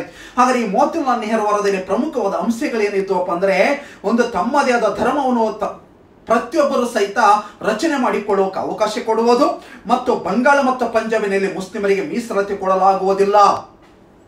ಒಂದು ವೇಳೆ ಮೀಸಲಾತಿನ ಕೊಟ್ಟರೆ ಜನಸಂಖ್ಯೆಗೆ ಅನುಗುಣವಾಗಿ ಕೊಡ್ತೀವಿ, ಆ ಮೀಸಲಾತಿ 10 ವರ್ಷಗಳವರೆಗೆ ಇರಬೇಕು. ಮತ್ತೊಂದು ಹೇಳುತ್ತಾ ಏನಪ್ಪಾ ಅಂದ್ರೆ ಭಾಷಾವಾರ ಪ್ರಾಂತ್ಯಗಳನ್ನು ರಚಿಸಲು ಅವಕಾಶ ಕೊಡಬೇಕು ಮತ್ತು ಭಾರತೀಯರಿಗೆ ಡೊಮಿನಿಯನ್ ಸರ್ಕಾರ ರಚಿಸಲು ಅವಕಾಶ ಕೊಡಬೇಕು. ಮತ್ತೊಂದು ಹೇಳುತ್ತಾ 19 ಮೂಲಭೂತ ಹಕ್ಕುಗಳನ್ನು ಮಂಡಿಸಿ ಜಾರಿಗೆ ತರಬೇಕೆಂಬುದನ್ನು ಮೋತಿಲಾಲ್ ನೆಹರು ವರದಿ ಹೇಳುತ್ತಾ ಸ್ನೇಹಿತರೆ. ಆ ಮೋತಿಲಾಲ್ ನೆಹರು ವರದಿ ರಚನೆ ಮಾಡಿಕೊಂಡು ಬ್ರಿಟಿಷ್ ಸರ್ಕಾರದ ಮುಂದೆ ಇಡ್ತೀವಿ, ನೋಡಿ ಬ್ರಿಟಿಷರಿಗೆ ಭಾರತೀಯರ ಸಮ ಮನಸ್ಕರ ಉಳ್ಳಂತೆ ಒಂದು ಪ್ರಮುಖವಾದ ಆಯೋಗ ರಚನೆ ಮಾಡಿಕೊಂಡು ನಿಮ್ಮ ಮುಂದೆ ತಂದಿದ್ದೀವಿ, ನೀವು ನಮ್ಮ ಮೋತಿಲಾಲ್ ನೆಹರು ವರದಿಗೆ ಅಂಗೀಕಾರ ಹಾಕಬೇಕು ಅಥವಾ ಅಂಕಿತ ಹಾಕಬೇಕಂತೇಳಿ ಭಾರತೀಯರು ಒತ್ತಾಯಿಸಿದ್ವಿ ಸ್ನೇಹಿತರೆ. ಒಂದು ಕಪಟಿಗಳಾದಂತಹ ಬ್ರಿಟಿಷರು ಹೇಳ್ತಾರೆ, ನಾವು ಮೋತಿಲಾಲ್ ನೆಹರು ಅವರನ್ನು ಒಪ್ಪಿಕೊಳ್ಳಕ್ಕೆ ಸಿದ್ಧರಿಲ್ಲ ಅಂತ ಹೇಳ್ತಾರೆ ಆ ಬ್ರಿಟಿಷ್ ಸರ್ಕಾರ ಸ್ನೇಹಿತರೆ. ಹಾಗಾದ್ರೆ ಇದೇ ಸಂದರ್ಭದಲ್ಲಿ ಭಾರತೀಯರು ಹೇಳ್ತೀವಿ 1929 ಅಂತ್ಯದ ಒಳಗೆ ನೀವು ಮೋತಿಲಾಲ್ ನೆಹರು ಅವರನ್ನು ಒಪ್ಪಿಕೊಳ್ಳದಿದ್ದಾರೆ ಎಚ್ಚರಿಕೆ ಅಂತ ಹೇಳಿದ್ವಿ ಬ್ರಿಟಿಷ್ ಸರ್ಕಾರಕ್ಕೆ ಸ್ನೇಹಿತರೆ. ಹಾಗಾದ್ರೆ 1929 ಅಂತ್ಯದೊಳಗೆ ಈ ಮೋತಿಲಾಲ್ ನೆಹರು ಅವರನ್ನು ಒಪ್ಪಿಕೊಳ್ಳದಿದ್ದಾರೆ ಎಚ್ಚರಿಕೆ. ಆದರೆ ನೀವು ಇದನ್ನು ಒಪ್ಪಿಕೊಳ್ಳದಿದ್ದರೆ ಇಡೀ ಭಾರತದಲ್ಲಿ ಸಂಪೂರ್ಣ ಸ್ವರಾಜ್ಯವೇ ಭಾರತದ ಗುರಿ ಎಂದು ಘೋಷಣೆ ಮಾಡುತ್ತೀವಿ ಅಂತ ಹೇಳಿ ಬ್ರಿಟಿಷ್ ಸರ್ಕಾರಕ್ಕೆ ಎಚ್ಚರಿಕೆ ಕೊಟ್ವಿ ಸ್ನೇಹಿತರೆ. ಹಾಗಾದ್ರೆ ಇಡೀ ಭಾರತದಲ್ಲಿ ಕುತೂಹಲ, ಈ ಮೋತಿಲಾಲ್ ನೆಹರು ವರದಿಯನ್ನು ಬ್ರಿಟಿಷ್ ಸರ್ಕಾರ ಒಪ್ಪಿಕೊಳ್ಳುತ್ತೋ ಅಥವಾ ಇಲ್ಲ ಲಾಹೋರಿನಲ್ಲಿ ಸಂಪೂರ್ಣ ಸ್ವರಾಜ್ಯವೇ ಭಾರತದ ಗುರಿ ಎಂದು ಘೋಷವಾಕ್ಯವಾಗುತ್ತೆ ಎಂಬ ಕುತೂಹಲದಿಂದ ಪ್ರತಿಯೊಬ್ಬ ಭಾರತೀಯರು ಸಹಿತ 1929 ಲಾಹೋರ್ INC ಅಧಿವೇಶನ ಕಡೆಗೆ ಗಮನ ಹರಿಸಿದ್ರು ಸ್ನೇಹಿತರೆ. ಆದರೆ 1929 ಅಂತ್ಯದವರೆಗೂ ಸಹಿತ ಆ ಬ್ರಿಟಿಷ್ ಸರ್ಕಾರ ನಮ್ಮ ಮೋತಿಲಾಲ್ ನೆಹರು ವರದಿಯನ್ನು ಒಪ್ಪಿಕೊಳ್ಳದಿದ್ದಾಗ ಹಾಗಾದ್ರೆ ಈ ಲಾಹೋರ್ INC ಅಧಿವೇಶನ ಅಧ್ಯಕ್ಷರು ಯಾರಬೇಕೆಂಬ ಗೊಂದಲ ಬರುತ್ತಾ ಸ್ನೇಹಿತರೆ. ಹಾಗಾದ್ರೆ 10 ಪ್ರಾಂತಗಳು ಹೇಳುತ್ತೆ ಇಲ್ಲ ಲಾಹೋರ್ INC ಅಧಿವೇಶನ ಐತಿಹಾಸಿಕ ಸಮ್ಮೇಳನ, ಇದರ ಅಧ್ಯಕ್ಷರು ಮಹಾತ್ಮ ಗಾಂಧೀಜಿಯವರು ಆಗಬೇಕೆಂದು 10 ಪ್ರಾಂತಗಳು ಹೇಳಿದ್ವು ಸ್ನೇಹಿತರೆ. ಹಾಗಾದ್ರೆ ಇನ್ನು 5 ಪ್ರಾಂತಗಳು ಹೇಳುತ್ತೆ ಇಲ್ಲ ಸರ್ದಾರ್ ವಲ್ಲಭಾಯ್ ಪಟೇಲ್ ಅವರೇ ಈ ಅಧಿವೇಶನ ಅಧ್ಯಕ್ಷರಾಗಬೇಕಂತೇಳಿ ಒಂದು 5 ಪ್ರಾಂತಗಳು ಹೇಳಿದ್ವು ಸ್ನೇಹಿತರೆ. ಆದ್ರೆ 3 ಪ್ರಾಂತಗಳು ಹೇಳುತ್ತೆ ಇಲ್ಲ ಪಂಡಿತ್ ಜವಾಹರ್ಲಾಲ್ ನೆಹರು ಅವರೇ ಅಧ್ಯಕ್ಷರಾಗಬೇಕಂತ ಹೇಳುತ್ತೆ. ಹಾಗಾದ್ರೆ ಇಂಥ ಸಂದರ್ಭದಲ್ಲಿ ಗಾಂಧೀಜಿಯವರಿಗೆ 10 ಪ್ರಾಂತಗಳ ಬೆಂಬಲ, ಸರ್ದಾರ್ ವಲ್ಲಭಾಯ್ ಪಟೇಲ್ ಅವರಿಗೆ 5 ಪ್ರಾಂತಗಳ ಬೆಂಬಲ, ಅದರಂತೆ ಜವಾಹರ್ಲಾಲ್ ನೆಹರು ಅವರಿಗೆ 3 ಪ್ರಾಂತಗಳ ಬೆಂಬಲ ಸ್ನೇಹಿತರೆ. ಹಾಗಾದ್ರೆ ಗಾಂಧೀಜಿಯವರು ಹೇಳ್ತಾರೆ ಏನಂತ ಹೇಳ್ತಾರೆ ಅಂದ್ರೆ ಇಲ್ಲಿ ಹಿರಿಯರಿಗೆ ಹೆಚ್ಚಿನ ಪ್ರಾತಿನಿಧ್ಯ ನೀಡುವುದು ಬೇಡ, ಕಿರಿಯರಿಗೆ ಹೆಚ್ಚಿನ ಪ್ರಾತಿನಿಧ್ಯ ನೀಡಿ ಅವರನ್ನು ಬೆಳೆಸೋಣ ಅಂತ ಹೇಳಿ ಆಗ ಗಾಂಧೀಜಿಯವರು 1929 ಲಾಹೋರ್ INC ಅಧಿವೇಶನದ ಅಧ್ಯಕ್ಷರನ್ನಾಗಿ ಒಬ್ಬ ವ್ಯಕ್ತಿ ನೇಮಕ ಮಾಡ್ತಾರೆ. ಕಿರಿಯನಾದಂತ ವ್ಯಕ್ತಿ ಅವರೇ ಪಂಡಿತ್ ಜವಾಹರ್ಲಾಲ್ ನೆಹರು. ಆಗ ಅವರ ವಯಸ್ಸು 40 ವರ್ಷಗಳು ಸ್ನೇಹಿತರೆ. ಹಾಗಾದ್ರೆ ಮೋತಿಲಾಲ್ ನೆಹರು ನಂತರ ಲಾಹೋರ್ INC ಅಧಿವೇಶನ ಅಧ್ಯಕ್ಷರಾದವರು ಯಾರಪ್ಪ ಅಂದ್ರೆ ಪಂಡಿತ್ ಜವಾಹರ್ಲಾಲ್ ನೆಹರು. ಲಾಹೋರ್ ಎಂಬುದು ಯಾವ ನದಿಯ ದಂಡೆ ಮೇಲೆ ಐತೆ ಅಂದ್ರೆ ರಾವಿ ನದಿಯ ದಂಡೆ ಮೇಲೆ ಐತೆ ಸ್ನೇಹಿತರೆ. ಈ ಅಧಿವೇಶನದಲ್ಲಿ ಒಂದು ಘೋಷವಾಕ್ಯವಾಗುತ್ತಾ ಸಂಪೂರ್ಣ ಸ್ವರಾಜ್ಯವೇ ಭಾರತದ ಗುರಿ. ಹಾಗಾದ್ರೆ ಸಂಪೂರ್ಣ ಸ್ವರಾಜ್ಯವೇ ಭಾರತದ ಗುರಿ ಎಂದು ಘೋಷವಾಕ್ಯವಾದಂತ ಒಂದು ರಾಷ್ಟ್ರೀಯ ಕಾಂಗ್ರೆಸ್ ಅಧಿವೇಶನ ಯಾವುದಂದ್ರೆ ಲಾಹೋರ್ INC ಅಧಿವೇಶನ. ಇದರ ಅಧ್ಯಕ್ಷರಾದವರು ಯಾರಪ್ಪ ಅಂದ್ರೆ ಅವರೇ ಪಂಡಿತ್ ಜವಾಹರ್ಲಾಲ್ ನೆಹರು ಸ್ನೇಹಿತರೆ. ಹಾಗಾದ್ರೆ ಇಲ್ಲೊಂದು ಪ್ರಶ್ನೆ ಬಂದಿದೆ ಅಮೃತಸರ ಒಂದು. ಹಾಗಾದ್ರೆ ಅನೇಕ ಸ್ಪರ್ಧಾಳುಗಳು ಅಮೃತಸರವನ್ನು ಯಾಕೆ ಹಾಕಬಾರದು ಸರ್ ಅಂತ ಹೇಳಿ ಯೋಚನೆ ಮಾಡ್ತಿರ್ತೀವಿ. ಅಮೃತಸರ 1919ರಲ್ಲಿ ಅಮೃತಸರದಲ್ಲಿ ರಾಷ್ಟ್ರೀಯ ಕಾಂಗ್ರೆಸ್ ಅಧಿವೇಶನ ಜರುಗುತ್ತಾ. ಆದರೆ 1919ರಲ್ಲಿ ರಾಷ್ಟ್ರೀಯ ಕಾಂಗ್ರೆಸ್ ಅಧಿವೇಶನ ಆಗಿದ್ದಲ್ಲಪ್ಪ ಅಂದ್ರೆ ಅಮೃತಸರ. ಅಮೃತಸರದ ರಾಷ್ಟ್ರೀಯ ಕಾಂಗ್ರೆಸ್ ಅಧಿವೇಶನ ಅಧ್ಯಕ್ಷರಾದವರು ಯಾರಪ್ಪ ಅಂದ್ರೆ ಅವರೇ ಮೋತಿಲಾಲ್ ನೆಹರು ಸ್ನೇಹಿತರೆ. ಈ ಸಮ್ಮೇಳನವನ್ನು ಯುವ ಸಮ್ಮೇಳನವೆಂದು ಕರೆಯುತ್ತೇವೆ ಸ್ನೇಹಿತರೆ. ಹಾಗಾದ್ರೆ 1919ರಲ್ಲಿ ಅಮೃತಸರದಲ್ಲಿ ಒಂದು ಮೋತಿಲಾಲ್ ನೆಹರು ಅಧಿವೇಶನ ಅಧ್ಯಕ್ಷರಾಗ್ತಾರೆ. ಅದರಂತೆ ಮೋತಿಲಾಲ್ ನೆಹರು ಮತ್ತೊಂದು ಆಗ್ತಾರೆ 1928ರಲ್ಲಿ ಕಲ್ಕತ್ತಾ INC ಅಧಿವೇಶನದ ಅಧ್ಯಕ್ಷರು ಸಹಿತ ಮೋತಿಲಾಲ್ ನೆಹರು ಆಗ್ತಾರೆ. ಆದ್ರೆ ಮೋತಿಲಾಲ್ ನೆಹರು ವಹಿಸಿಕೊಂಡ ಮೇಲೆ 1929ರಲ್ಲಿ ಪಂಡಿತ್ ಜವಾಹರ್ಲಾಲ್ ನೆಹರು ವಹಿಸಿಕೊಂಡಿದ್ರು. ಹಾಗಾಗಿ ಅಮೃತಸರ ಒಂದೇನಪ್ಪ ಅಂದ್ರೆ ತಪ್ಪು ಸ್ನೇಹಿತರೆ. ಹಾಗಾದ್ರೆ ನೆಕ್ಸ್ಟ್ ಬರೋಣ ಪಟಿಯಾಲ.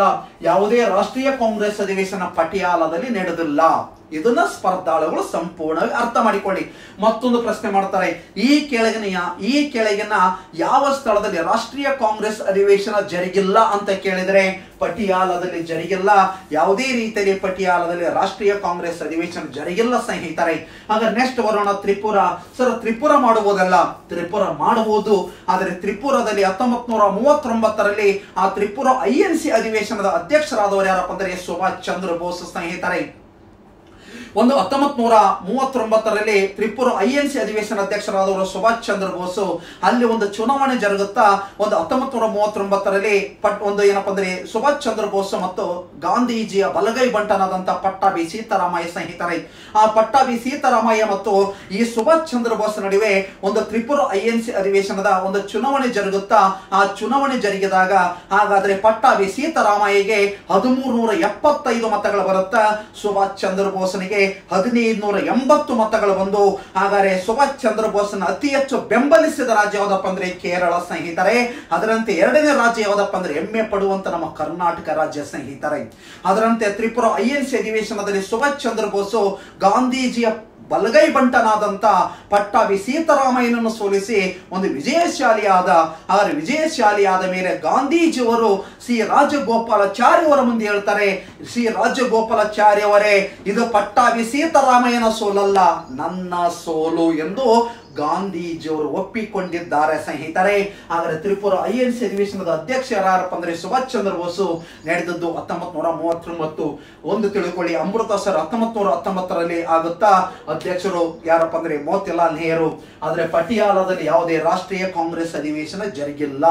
ಅದರಂತೆ ತ್ರಿಪುರ INC ಅಧಿವೇಶನ ಅಧ್ಯಕ್ಷರು ಸುಭಾಷ್ ಚಂದ್ರ ಬೋಸು. ಹಾಗಾದ್ರೆ 3 ಓದು ಅಂದ್ರೆ ಉಳಿಯೋದು ಒಂದೇ, ಲಾಹೂರು. ಹಾಗಾದ್ರೆ ಲಾಹೂರಿನಲ್ಲಿ ಅಧಿವೇಶನದ ಅಧ್ಯಕ್ಷರಾದವರು ಯಾರಪ್ಪ ಅಂದ್ರೆ ಪಂಡಿತ್ ಜವಾಹರ್ಲಾಲ್ ನೆಹರು. ಓಕೆ, ಈ ರೀತಿಯಾಗಿರುವಂತಹ ಪ್ರಶ್ನೆ ಪತ್ರಿಕೆಗಳನ್ನು ಅವಲೋಕನವನ್ನು ಮಾಡಿ. ಪ್ರತಿಯೊಂದು ಸಹಿತ ಅರ್ಥಗಳಿವೆ. ಇದು ಯಾಕೆ, ಇದು ಯಾಕೆ, ಇದು ಯಾಕೆ, ಇವು 4 ಆಪ್ಷನ್ಸ್ಗಳಿಗೆ 4ಕ್ಕೂ ಸಹಿತ ತರ್ಕಬದ್ಧವಾಗಿರುವಂತಹ ಉತ್ತರಗಳಿರುತ್ತೆ. ನೆಕ್ಸ್ಟ್ ಮತ್ತೊಂದು ರೀತಿಯಲ್ಲಿ ಕೇಳ್ತಾರೆ, ಏನಪ್ಪಾ ಅಂದ್ರೆ ಅಮೃತಸರದ ರಾಷ್ಟ್ರೀಯ ಕಾಂಗ್ರೆಸ್ ಅಧಿವೇಶನ ಅಧ್ಯಕ್ಷರಾದವರು ಯಾರು? ಅವರು ಯಾರಪ್ಪ? ಮೋತಿಲಾಲ್ ನೆಹರು. ಭಾರತದಲ್ಲಿ ನಡೆದಂತಹ ಯುವ ಸಮ್ಮೇಳನದ ಅಧಿವೇಶನೆಯಲ್ಲಿ ಜರುಗಿತ್ತು ಅಮೃತಸರ. ಹಾಗಾದ್ರೆ ಯಾವ ರಾಷ್ಟ್ರೀಯ ಕಾಂಗ್ರೆಸ್ ಅಧಿವೇಶನ ಕುರಿತು ಗಾಂಧೀಜಿಯವರು ಸಿ ರಾಜಗೋಪಾಲಾಚಾರಿ ಅವರ ಮುಂದೆ ನನ್ನ ಸೋಲು ಎಂದು ಒಪ್ಪಿಕೊಂಡಿದ್ದಾರೆ? ತ್ರಿಪುರ INC ಅಧಿವೇಶನ. ಅದರ ತ್ರಿಪುರ INC ಅಧಿವೇಶನ ಅಧ್ಯಕ್ಷರಾದವರು ಯಾರು? ಅವರೇ ಸುಭಾಷ್ ಚಂದ್ರ ಬೋಸು. ಅದರಂತೆ ಪಟಿಯಾಲದಲ್ಲಿ ಯಾವುದೇ ರಾಷ್ಟ್ರೀಯ ಕಾಂಗ್ರೆಸ್ ಅಧಿವೇಶನ ಜರುಗಿಲ್ಲ. ಹಾಗಾದರೆ ಭಾರತದಲ್ಲಿ ಯಾವ ರಾಷ್ಟ್ರೀಯ ಕಾಂಗ್ರೆಸ್ ಅಧಿವೇಶನವನ್ನು ಐತಿಹಾಸಿಕ ಅಧಿವೇಶನ ಎಂದು ಕರೆಯುತ್ತಾರೆ? ಲಾಹೋರ್. ಓಕೆ ಸ್ನೇಹಿತರೆ, ಈ ರೀತಿಯಾಗಿ ಸ್ಪರ್ಧಾತ್ಮಕ ಪರೀಕ್ಷೆಯಲ್ಲಿ ಪ್ರಶ್ನೆಗಳನ್ನು ಅವಲೋಕನ ಮಾಡಿ ಉತ್ತರಿಸಿ. ಓಕೆ, ನೆಕ್ಸ್ಟ್ ಕ್ವಶನ್ ಹೋಗೋಣ.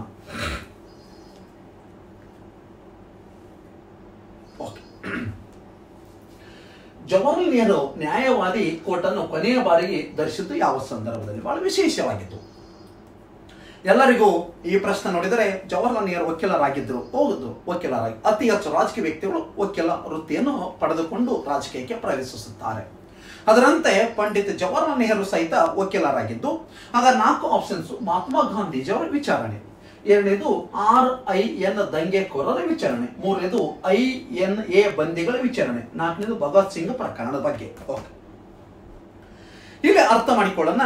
ಮಹಾತ್ಮ ಗಾಂಧೀಜಿಯವರ ಒಂದು ಬಂದಿ ಆದಾಗ ಅವರ ವಿಚಾರಣೆ, ಮಹಾತ್ಮ ಗಾಂಧೀಜಿಯವರನ್ನ ಬಂಧಿಸಿ ಯಾವುದೇ ರೀತಿಯಲ್ಲಿ ಕೋರ್ಟಿಗೆ ತೆಗೆದುಕೊಂಡು ಬಂದಿಲ್ಲ, ಹಾಗಾಗಿ ಅವ್ರ ವಿಚಾರಣೆ ಮಾಡುವಂತ ಅವಶ್ಯಕತೆ ಇಲ್ಲ. ಹಾಗಾಗಿ ಇದು ತಪ್ಪು ಸ್ನೇಹಿತ. ಹಾಗಾದ್ರೆ ಎರಡನೇದು ಬರೋಣ, RIN ದಂಗೆಕೋರರ ವಿಚಾರಣೆ. ಅನೇಕವಾದ ಸ್ಪರ್ಧಾಳುಗಳಿಗೆ RIN ಅಂದ್ರೆ ಗೊತ್ತಿಲ್ಲ. RIN ಲಾಂಗ್ ಫಾರ್ಮ್ ಏನಪ್ಪ ಅಂದ್ರೆ ರಾಯಲ್ ಇಂಡಿಯನ್ ನಾವಿ ಎಂದರ್ಥ ಸ್ನೇಹಿತರೆ. ರಾಯಲ್ ಇಂಡಿಯನ್ ನಾವಿ ಎಂದರ್ಥ. ಈ ರಾಯಲ್ ಇಂಡಿಯನ್ ನಾವಿ ಕದನ ಜರುಗುತ್ತಾ ಎಷ್ಟರಲ್ಲಿ ಜರುಗುತ್ತಂದ್ರೆ 1946 ಫೆಬ್ರವರಿ 18ನೇ ತಾರೀಕು ಸ್ನೇಹಿತರೆ. 1946 ಫೆಬ್ರವರಿ 18ರಿಂದ ಫೆಬ್ರವರಿ 23ರವರೆಗೆ ರಾಯಲ್ ಇಂಡಿಯನ್ ನಾವಿ ಕದನ ಜರುಗುತ್ತೆ. ಈ ಕದನವನ್ನು ಮತ್ತೊಂದು ಹೆಸರಿಂದ ಕರೀತಾರೆ, ಬಾಂಬೆ ಕದನ ಎಂದು ಕರೆಯುತ್ತಾರೆ.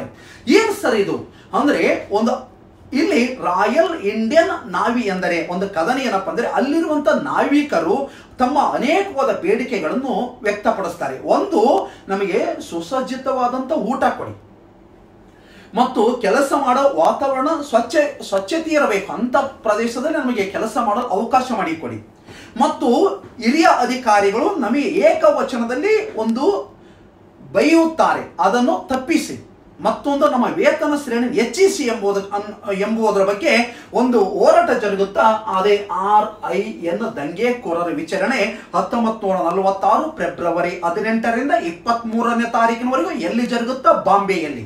ಹಾಗಾದ್ರೆ ಈ ಒಂದು ಕದನವನ್ನೇ RIN ದಂಗೆಕೋರರ ವಿಚಾರಣೆ ಎಂದು ಕರೆಯುತ್ತಾರೆ. ಮತ್ತೊಂದು ಬರೋಣ, ಯಾವ್ದಪ್ಪ ಅಂದ್ರೆ ಒಂದು ಪ್ರಮುಖವಾಗಿರುವುದು ಯಾವ್ದಪ್ಪ ಅಂದ್ರೆ ಭಗತ್ ಸಿಂಗ್ ಅಂತ ಇಲ್ಲಿ ಬಂತು. ಒಂದು ಭಗತ್ ಸಿಂಗ್ ಅಂತಂದ್ರೆ ಭಗತ್ ಸಿಂಗ್ನ ಪ್ರಕರಣದಲ್ಲಿ ಯಾವುದೇ ರೀತಿಯ ವಕೀಲರು ಯಾರು ಸಹಿತ ವಾದ ಮಾಡಿರಲ್ಲ. ಭಗತ್ ಸಿಂಗನನ್ನು 1929ರಲ್ಲಿ ಬ್ರಿಟಿಷ್ ಸರ್ಕಾರ ಬಂಧಿಸುತ್ತೆ. ಏಕೆಂದರೆ ಭಗತ್ ಸಿಂಗ್ ರವರು ಸ್ಯಾಂಡರ್ಸ್ ಎಂಬ ವ್ಯಕ್ತಿಯನ್ನು ಒಂದು ಕೊಂದಂತ ವ್ಯಕ್ತಿ, ಮತ್ತು 1929ರಲ್ಲಿ ಒಂದು ವೈಸರಾಯ ಕಾರ್ಯಕಾರಿ ಸಮಿತಿ ಜರುಗುತ್ತಾ ದೆಹಲಿಯಲ್ಲಿ, ಇವತ್ತಿನ ಒಂದು ರಾಷ್ಟ್ರಪತಿ ಭವನ, ಆಗಿನ ಕಾಲದ ವೈಸರಾಯ ಭವನ. ಆ ವೈಸರಾಯ ಒಂದು ಕಾರ್ಯಕಾರಿ ಸಮಿತಿ ಜರುಗಿತ್ತು 1929ರಲ್ಲಿ. ಆಗ ಭಗತ್ ಸಿಂಗು ಆ ಸಭೆಯಲ್ಲಿ ಭಾಗವಹಿಸಿ ಅದರ ಒಂದು ಬಾಂಬನ್ನು ತೆಗೆದುಕೊಂಡು ಒಂದು ಗಾಡಿಗೆ ಒಕ್ಕಡ್ತಾರೆ. ಅಲ್ಲಿರುವಂತ ಪ್ರತಿಯೊಬ್ಬ ಬ್ರಿಟಿಷರು ಏನ್ ಮಾಡ್ತಾರೆ, ತಮ್ಮ ಪ್ರಾಣವನ್ನು ಉಳಿಸಿಕೊಳ್ಳಕ್ಕೆ ಓಡಿ ಹೋಗ್ತಾರೆ ಸ್ನೇಹಿತರೆ. ಆಗ ಭಗತ್ ಸಿಂಗ್ ಎಚ್ಚರಿಕೆ ಕೊಡ್ತಾನೆ, ಬ್ರಿಟಿಷ್ ರಣಹೇಡಿಗಳೇ, ಮನಸ್ಸು ಮಾಡಿದರೆ ಈಗಲೇ ನಿಮ್ಮನ್ನ ಸುಟ್ಟು ಹಾಕಬಹುದು. ಆದ್ರೆ ಯಾವತ್ತು ಭಾರತೀಯರು ಎದೆ ಹಿಂದೆ ಬಂದು ಹೊಡೆಯುವರಲ್ಲ, ಯಾವತ್ತು ಬೆನ್ನಿನಿಂದ ಬಂದು ಹೊಡೆಯುವರಲ್ಲ, ಎದೆ ಮುಂದೆ ಬಂದು ಹೊಡೆಯುವಂತ ಭಾರತೀಯರು ನಾವು. ಹಾಗಾಗಿ ಒಂದೇ ಕ್ಷಣದಲ್ಲಿ ನಿಮ್ಮ ಸಾಯಿಸಬಹುದು, ಆದರೆ ಸಾಯಿಸುವುದಿಲ್ಲ. ನಾವು ರಣಹೇಡಿಗಳಲ್ಲ, ಎದೆ ಮುಂದೆ ಹೋರಾಟ ಮಾಡುತ್ತಿರುವವರು ಭಾರತೀಯರು ಅಂತೇಳಿ ಅವತ್ತೇ 1929ರಲ್ಲಿ ಭಗತ್ ಸಿಂಗ್ ಮತ್ತು ಬುಕುಟೇಶ್ವರ ದತ್ತರವರು ಶರಣಾಗತರಾಗ್ತಾರೆ ಸ್ನೇಹಿತರೆ. ಅವರು ಇಂಥ ವ್ಯಕ್ತಿಯನ್ನು ಬಂಧಿಸಿದಾಗ ಅವರ ವಿರುದ್ಧ ಯಾವುದೇ ರೀತಿಯಲ್ಲಿ ಕೋರ್ಟಿನಲ್ಲಿ ವಾದಗಳು ನಡೆಸುವುದಿಲ್ಲ ಸ್ನೇಹಿತರೆ. ಹಾಗಾಗಿ ಇದು ತಪ್ಪಾಗಿದೆ. ಆಗ ನೆಕ್ಸ್ಟ್ ಒಂದು ಭಗತ್ ಸಿಂಗನ ಬಗ್ಗೆ ಬಂದಾಗ ಮತ್ತೆ ಮುಂದಿನ ತರಗತಿಯಲ್ಲಿ ಏನಾಗುತ್ತೆ ಎಂಬುದರ ಬಗ್ಗೆ ಆ ಭಗತ್ ಸಿಂಗನ ಬಗ್ಗೆ ಅವಲೋಕನವನ್ನು ಮಾಡೋಣ. ಓಕೆ, ಹಾಗಾದ್ರೆ ಇಲ್ಲಿ 3 ತಪ್ಪಾದು. ಉಳಿದುದು ಯಾವ್ದಪ್ಪ ಅಂದ್ರೆ, ಒಂದೇದು INA ಬಂದಿಗಳ ವಿಚಾರಣೆ. ಏನು INA ಬಂದಿಗಳ ವಿಚಾರಣೆ, ಇದನ್ನೇ ನಾವು ಯಾಕೆ ತಗೋಬೇಕು? ಓಕೆ, ಹಾಗಾದ್ರೆ ಪಂಡಿತ್ ಜವಾಹರ್ಲಾಲ್ ನೆಹರು ಇದನ್ನು ವಾದ ಮಾಡಿದ್ರು. ಹೌದು, ಓಕೆ, ಅದರ ಬಗ್ಗೆ ಸಂಕ್ಷಿಪ್ತವಾದ ಮಾಹಿತಿ. 1939ರಲ್ಲಿ ತ್ರಿಪುರ INC ಅಧಿವೇಶನ ಅಧ್ಯಕ್ಷರಾದಂಥ ವ್ಯಕ್ತಿ ಸುಭಾಷ್ ಚಂದ್ರ ಬೋಸು. ಆಗ ಆ ಸುಭಾಷ್ ಚಂದ್ರ ಬೋಸ್ ಅಧ್ಯಕ್ಷತೆ ವಹಿಸಿಕೊಂಡು ಅದೇ 1939ರಲ್ಲಿ ಸುಭಾಷ್ ಚಂದ್ರ ಬೋಸ್ ಒಂದು ಪಕ್ಷವನ್ನು ಕಟ್ತಾರೆ, ಫಾರ್ವರ್ಡ್ ಬ್ಲಾಕ್ ಪಕ್ಷ ಸ್ನೇಹಿತರೆ. ಆ ಪಕ್ಷವನ್ನು ಕಟ್ಟಿದಾಗ ಈ ಸುಭಾಷ್ ಚಂದ್ರ ಬೋಸ್ ನಂತರ ತಮ್ಮ INC ಅಧಿವೇಶನ ರಾಜೀನಾಮೆಯನ್ನು ಕೊಡ್ತಾರೆ. ಹಾಗಾದ್ರೆ ತ್ರಿಪುರ INC ಅಧಿವೇಶನ ರಾಜೀನಾಮೆಯನ್ನು ಕೊಟ್ಟಾಗ ಮುಂದೆ ಹಂಗಾಮಿ ಅಧ್ಯಕ್ಷರಾದವರು ಯಾರಪ್ಪ ಅಂದ್ರೆ ರಾಜೇಂದ್ರ ಬಾಬು ಪ್ರಸಾದ್ ರವರು ಸ್ನೇಹಿತರೆ. ಇಂಪಾರ್ಟೆಂಟ್.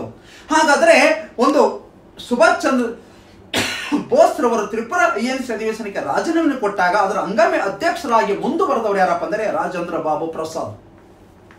ಆಗ ಸುಭಾಷ್ ಚಂದ್ರ ಬೋಸ್ ಕ್ರಾಂತಿಕಾರಿ ಚಟುವಟಿಕೆ ತೊಡಗಿದನು ಎಂದು ಬ್ರಿಟಿಷ್ ಸರ್ಕಾರ ಸುಭಾಷ್ ಚಂದ್ರ ಬೋಸ್ ಒಂದು ಬಂಧಿಸಿ ಕಲ್ಕತ್ತಾದ ಎಲ್ಗಿನ್ ಹೌಸ್ನಲ್ಲಿ ಕೂಡಿ ಇಡುತ್ತ ಸ್ನೇಹಿತರೆ. ಕಲ್ಕತ್ತಾದ ಎಲ್ಗಿನ್ ಹೌಸ್ನಲ್ಲಿ ಸುಭಾಷ್ ಚಂದ್ರ ಬೋಸ್ನ ಕೂಡಿ ಇಟ್ಟಾಗ ಸುಭಾಷ್ ಚಂದ್ರ ಬೋಸ್ ತನ್ನ ಅಳಿಯನಾದಂತಹ ಸಿಸಿರಾನೊಂದಿಗೆ ತಪ್ಪಿಸಿಕೊಂಡು ಒಂದು ಕಲ್ಕತ್ತಾ ಎಕ್ಸ್ಪ್ರೆಸ್ ಎಂಬ ರೈಲಿನ ಮೂಲಕ ದೆಹಲಿಯನ್ನು ತಲುಪ್ತಾರೆ. ಆಗ ದೆಹಲಿಯನ್ನು ತಲುಪಿ ನಂತರ ಕಾಬೂಲಿಗೆ ಹೋಗ್ತಾರೆ. ಕಾಬೂಲಿನಲ್ಲಿ ಇಟಲಿಯ ಪ್ರಜೆ ಆದಂತ ವರ್ಲ್ಯಾಂಡ್ ಮಜಿತ್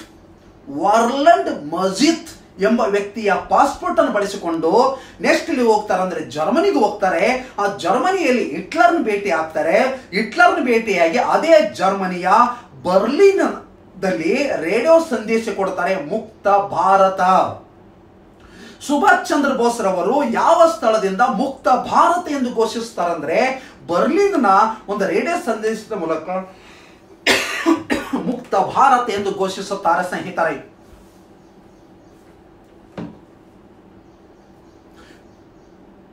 ನೆಕ್ಸ್ಟ್ ಸುಭಾಷ್ ಚಂದ್ರ ಬೋಸ್ ಅವರು ಹಿಟ್ಲರ್ನ ಭೇಟಿಯಾಗಿ ನಂತರ ಏನ್ ಮಾಡ್ತಾರೆ, ಜಪಾನಿಗೆ ಹೋಗ್ತಾರೆ. ಆ ಜಪಾನ್ದ ಟೋಕಿಯೋದಲ್ಲಿ ರಾಸ್ಬಿಯರಿ ಬೋಸ್ ರವರು ಆ ಜಪಾನ್ದ ಟೋಕಿಯೋದಲ್ಲಿ ಒಂದು ಸಂಘವನ್ನು ಸ್ಥಾಪನೆ ಮಾಡಿದರು 1942ರಲ್ಲಿ. ಆ ಸಂಘ ಯಾವ್ದಪ್ಪ ಅಂದ್ರೆ ಇಂಡಿಯನ್ ಇಂಡಿಪೆಂಡೆಂಟ್ ಲೀಗು. ಹಾಗಾದ್ರೆ ಆ ಇಂಡಿಯನ್ ಇಂಡಿಪೆಂಡೆಂಟ್ ಲೀಗ್ ಅನ್ನ ಸದಸ್ಯತ್ವ ವಹಿಸಿಕೊಂಡ ಸುಭಾಷ್ ಚಂದ್ರ ಬೋಸು ಇದೇ ಸಂದರ್ಭ 2ನೇ ಮಹಾಯುದ್ಧ ಜರುಗಿರುತ್ತೆ. ಆ 2ನೇ ಮಹಾಯುದ್ಧದಲ್ಲಿದ್ದಂತ ಬ್ರಿಟಿಷ್ ಸೈನ್ಯದಲ್ಲಿದ್ದಂತ ಒಬ್ಬ ಭಾರತೀಯ ಸೈನಿಕ ಕ್ಯಾಪ್ಟನ್ ಮೋಹನ್ ಸಿಂಗ್ ರವರು.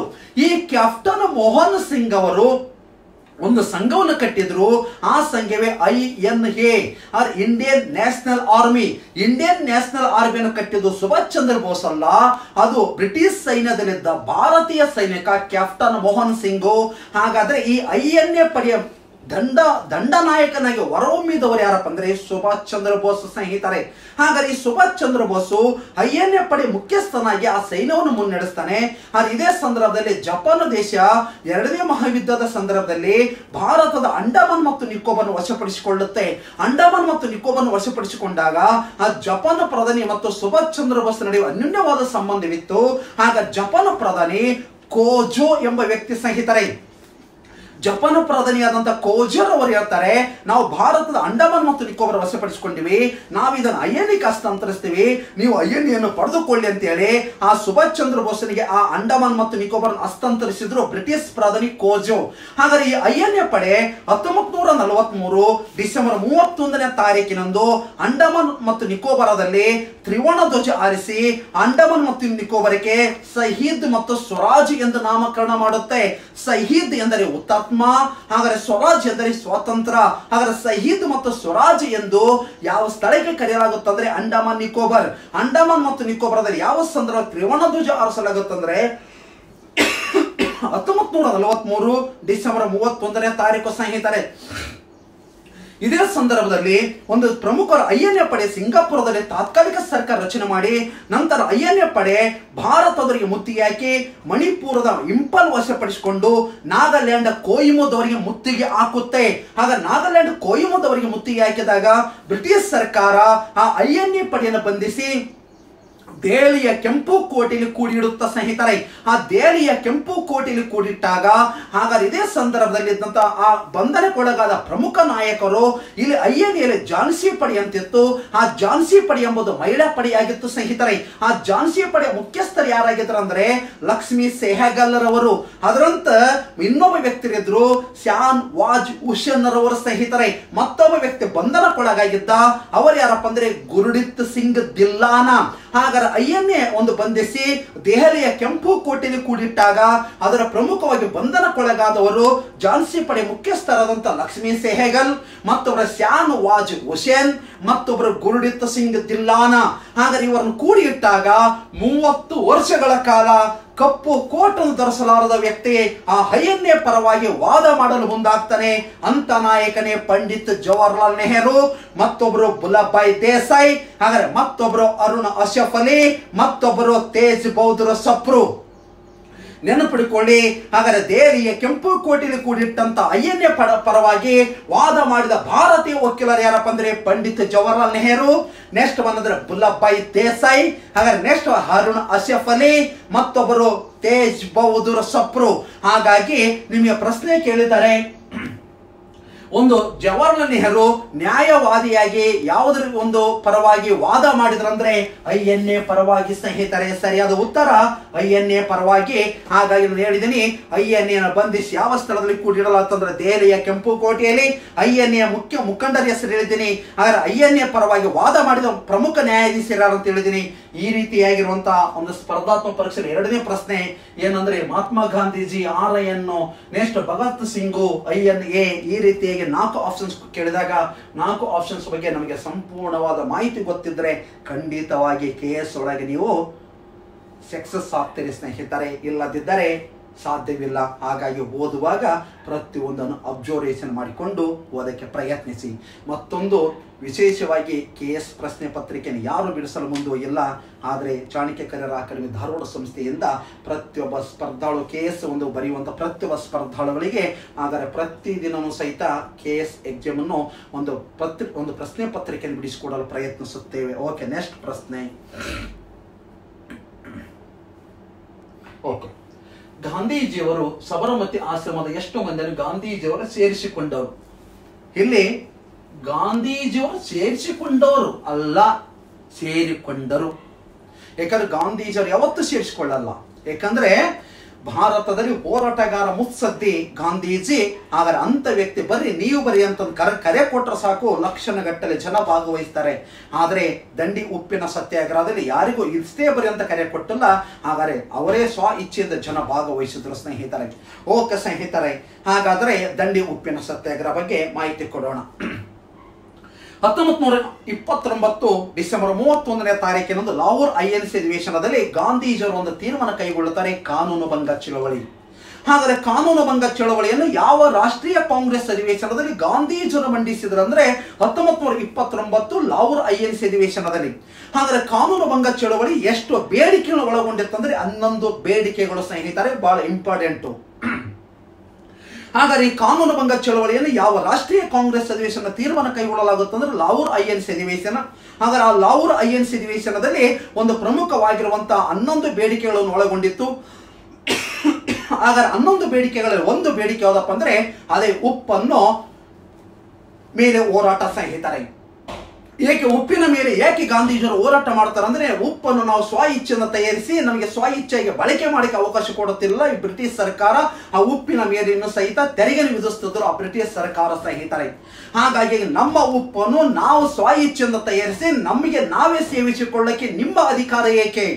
ಹಾಗಾಗಿ ಇಂಥ ಒಂದು ಉಪ್ಪಿನ ಮೇಲೆ ಹಾಕುವಂತ ಕರ ಮತ್ತು ತೆರಿಗೆಯನ್ನು ರದ್ದುಪಡಿಸಿ ಅಂತೇಳಿ ಗಾಂಧೀಜಿಯವರು ಈ ದಂಡಿ ಉಪ್ಪಿನ ಸತ್ಯಾಗ್ರಹನ ಕರೆ ಕೊಡ್ತಾರೆ. ಯಾವ ಸ್ಥಳದಿಂದ ಅಂದ್ರೆ ಸಬರಮತಿಯಿಂದ ಸ್ನೇಹಿತರೆ.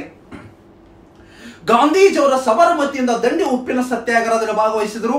ಹಾಗಾದ್ರೆ ಸಬರಮತಿಯನ್ನು 1930 ಮಾರ್ಚ್ 12ನೇ ತಾರೀಕಿನಂದು ಸ್ನೇಹಿತರೆ, 1930 ಮಾರ್ಚ್ 12ನೇ ತಾರೀಕಿನಂದು ಗಾಂಧೀಜಿಯವರು ಸಬರಮತಿಯಿಂದ ಪ್ರಯಾಣ ಬೆಳೆಸ್ತಾರೆ. ಎಷ್ಟು ಜನರೊಂದಿಗೆ ಅಂದ್ರೆ 78 ಜನರೊಂದಿಗೆ ಸ್ನೇಹಿತರೆ. ಹಾಗಾದ್ರೆ 78 ಜನರೊಂದಿಗೆ ಗಾಂಧೀಜಿಯವರು 1930 ಮಾರ್ಚ್ 12ನೇ ತಾರೀಕಿನ ಪ್ರಯಾಣ ಬೆಳೆಸ್ತಾರೆ. ಹಾಗಾದ್ರೆ ಈ ಒಂದು ಪ್ರಮುಖವಾಗಿರುವಂತಹ ಸಬರಮತಿ ಮತ್ತು ದಂಡಿ ಯಾವ ರಾಜ್ಯದಲ್ಲಿ ಅದವಪ್ಪ ಅಂದ್ರೆ ಇವು ಗುಜರಾತ್ ರಾಜ್ಯದಲ್ಲಿ ಸ್ನೇಹಿತರೆ. ಹಾಗಾದ್ರೆ ಸಬರಮತಿಯಿಂದ ದಂಡಿ ಪ್ರಯಾಣ ಬೆಳೆಸ್ತಾರೆ. ಸಬರಮತಿ ಒಂದು ದಂಡಿ ಉಪ್ಪಿನ ಸತ್ಯಾಗ್ರಹ ಜೊತೆಗೆ ಮತ್ತೊಂದು ಚಳವಳಿ ಪ್ರಾರಂಭವಾಗುತ್ತೆ, ಕಾನೂನು ಭಂಗ ಚಳವಳಿಯನ್ನು. ಹಾಗಾದ್ರೆ ಪ್ರಶ್ನೆ ಕೇಳ್ತಾರೆ, ಕಾನೂನು ಭಂಗ ಚಳವಳಿಯನ್ನು ಯಾವ ಸ್ಥಳದಿಂದ ಪ್ರಾರಂಭಿಸಲಾಯಿತು ಅಂತ ಕೇಳ್ತಾರೆ. ಸಬರಮತಿಯಿಂದ ಪ್ರಾರಂಭಗೊಂಡಿತು. ಹಾಗಾದ್ರೆ ಈ ಒಂದು ಸಬರಮತಿಯಿಂದ 78 ಜನರೊಂದಿಗೆ ಒಂದು ಪ್ರಮುಖವಾಗಿರುವ ಸಬರಮತಿಯಿಂದ ದಂಡಿವರೆಗೆ ಪ್ರಯಾಣ 240 ಮೈಲು ಸ್ನೇಹಿತರೆ. ಆ 240 ಮೈಲನ್ನು 24 ದಿನಗಳ ಕಾಲದಲ್ಲಿ ಸಂಚರಿಸ್ತಾರೆ. ಆಗ ಗಾಂಧೀಜಿಯವರ ವಯಸ್ಸು 61 ಸ್ನೇಹಿತರೆ.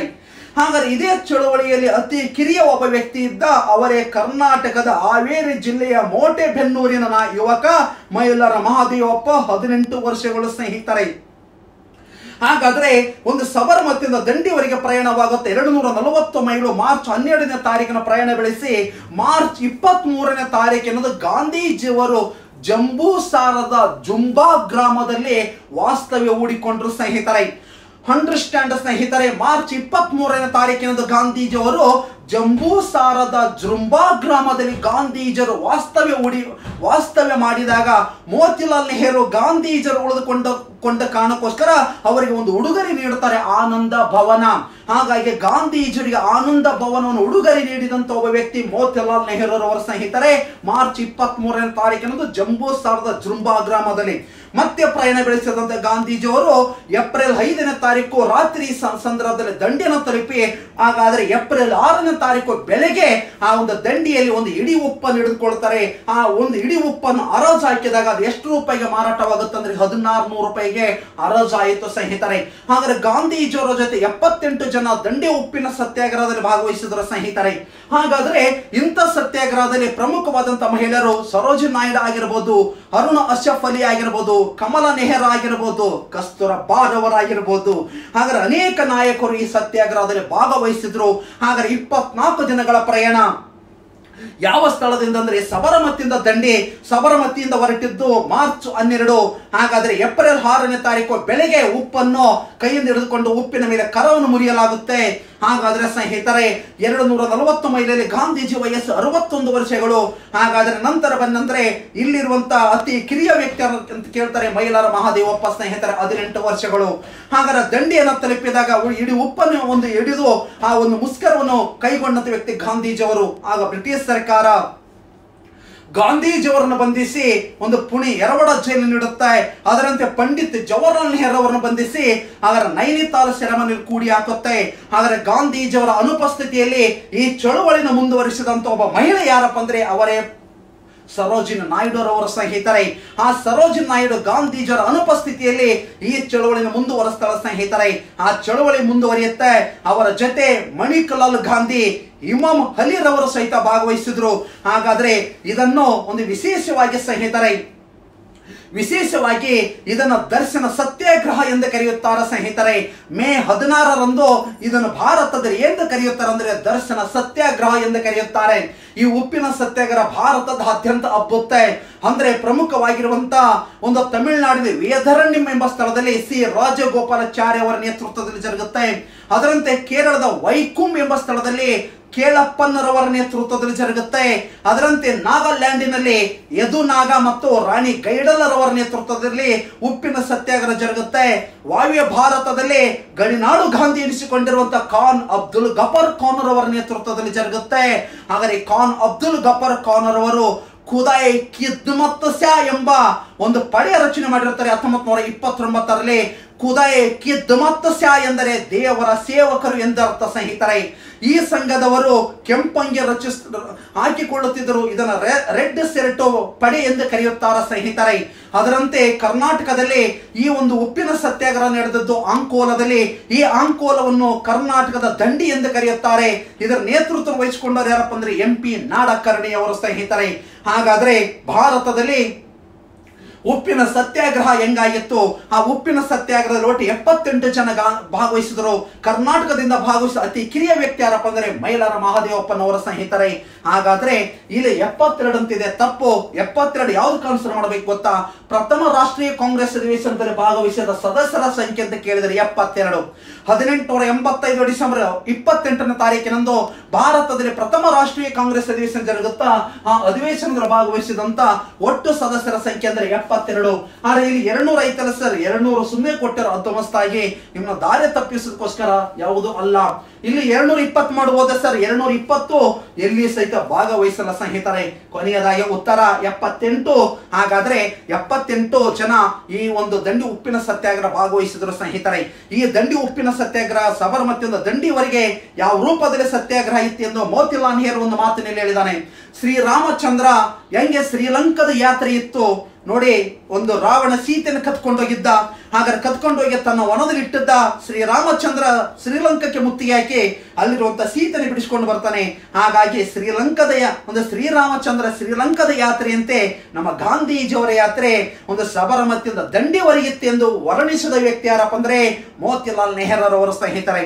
ಇನ್ನೊಬ್ಬ ವ್ಯಕ್ತಿ ಹೇಳ್ತಾನೆ, ಒಂದು ನೆಪೋಲಿಯನ್ ಬೋನಾಪಾರ್ಟಿಯನ್ನು ಮೆಡಿಟರನ್ ಸಮುದ್ರದ ಎಲ್ಬಾ ದ್ವೀಪದಲ್ಲಿ ಕೂಡಿಟ್ಟಾಗ ಆ ಎಲ್ಬಾ ದ್ವೀಪದಿಂದ ತಪ್ಪಿಸಿಕೊಂಡು ಪ್ಯಾರಿಸ್ ಕಡೆಗೆ ಪ್ರಯಾಣ ಇತ್ತಲ್ಲ, ಹಂಗ ಗಾಂಧೀಜಿಯವರ ಪ್ರಯಾಣ ಸಬರಮತಿಯಿಂದ ದಂಡಿವರೆಗಿತ್ತು ಎಂದು ಉಲ್ಲೇಖಿಸಿದ ವ್ಯಕ್ತಿ ಪಂಡಿತ್ ಯಾರಂದ್ರೆ ಸುಭಾಷ್ ಚಂದ್ರ ಬೋಸ್ ರವರ ಸ್ನೇಹಿತರೆ. ಹಾಗಾದ್ರೆ 2005ಕ್ಕೆ ಇಲ್ಲಿ ಒಂದು ಸಬರಮತಿಯಿಂದ ದಂಡಿ 75 ವರ್ಷಗಳಾಗುತ್ತೆ. ಹಾಗಾದ್ರೆ ಸಬರಮತಿಯಿಂದ ದಂಡಿ ರಸ್ತೆಯನ್ನು ಐತಿಹಾಸಿಕ ರಸ್ತೆ ಎಂದು ಘೋಷಣೆ ಮಾಡ್ತಾರೆ ಮನಮೋಹನ್ ಸಿಂಗ್ ರವರ ಸ್ನೇಹಿತರೆ. ಇವೆಲ್ಲ ವೆರಿ ವೆರಿ ಇಂಪಾರ್ಟೆಂಟ್. ನಮಗೆ ಯಾವುದೇ ರೀತಿಯ ಸ್ಪರ್ಧಾತ್ಮಕ ಪರೀಕ್ಷೆಯಲ್ಲಿ ಇಲ್ಲಿವರೆಗೆ PSI, FDA, SDA ಪೊಲೀಸ್ ಪ್ರಶ್ನೆ ಪತ್ರಿಕೆ ತೆಗೆದು ಅವಲೋಕನ ಮಾಡಿ. ಇದನ್ನು ಬಿಟ್ಟರೆ ಯಾವುದೇ ಪ್ರಶ್ನೆಗಳಿಲ್ಲ. ನಾನು ಹೇಳಿದಂತ ಪ್ರತಿಯೊಂದು ಪಾಯಿಂಟ್ ಸಹಿತ ನಿಮ್ಮ ಪ್ರತಿಯೊಂದು ಸ್ಪರ್ಧಾತ್ಮಕ ಪರೀಕ್ಷೆಯಲ್ಲಿ ಪ್ರಶ್ನೆಗಳಿಗೆ ಕೇಳ್ಯಾರ ಸ್ನೇಹಿತರೆ. ಓಕೆ, ನೆಕ್ಸ್ಟ್ ಹೋಗೋಣ.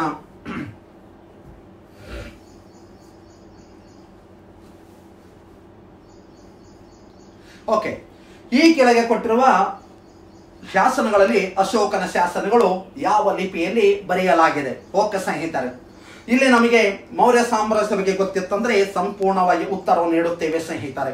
ಹಾಗಾದ್ರೆ ಅಶೋಕನ ಕೆಳಗಿನ ಯಾವ ಶಾಸನಗಳು ಒಂದು ಲಿಪಿಗಳೆಲ್ಲ ರಚನೆಯಾಗಿದೆ? ಬ್ರಾಹ್ಮಿ, ಗ್ರೀಕೋ, ಕರೋಷ್ಟಿ, ಅರಮಿಕ್. ಕೆಲವು ಜನ ಯೋಚನೆ ಮಾಡ್ತೀವಿ 1, 2 ಬ್ರಾಹ್ಮಿ ಕರೋಷ್ಟಿ ಆಗಿರ್ಬೋದಲ್ವಾ? ಸರಿ ಮಾಡೋಣ.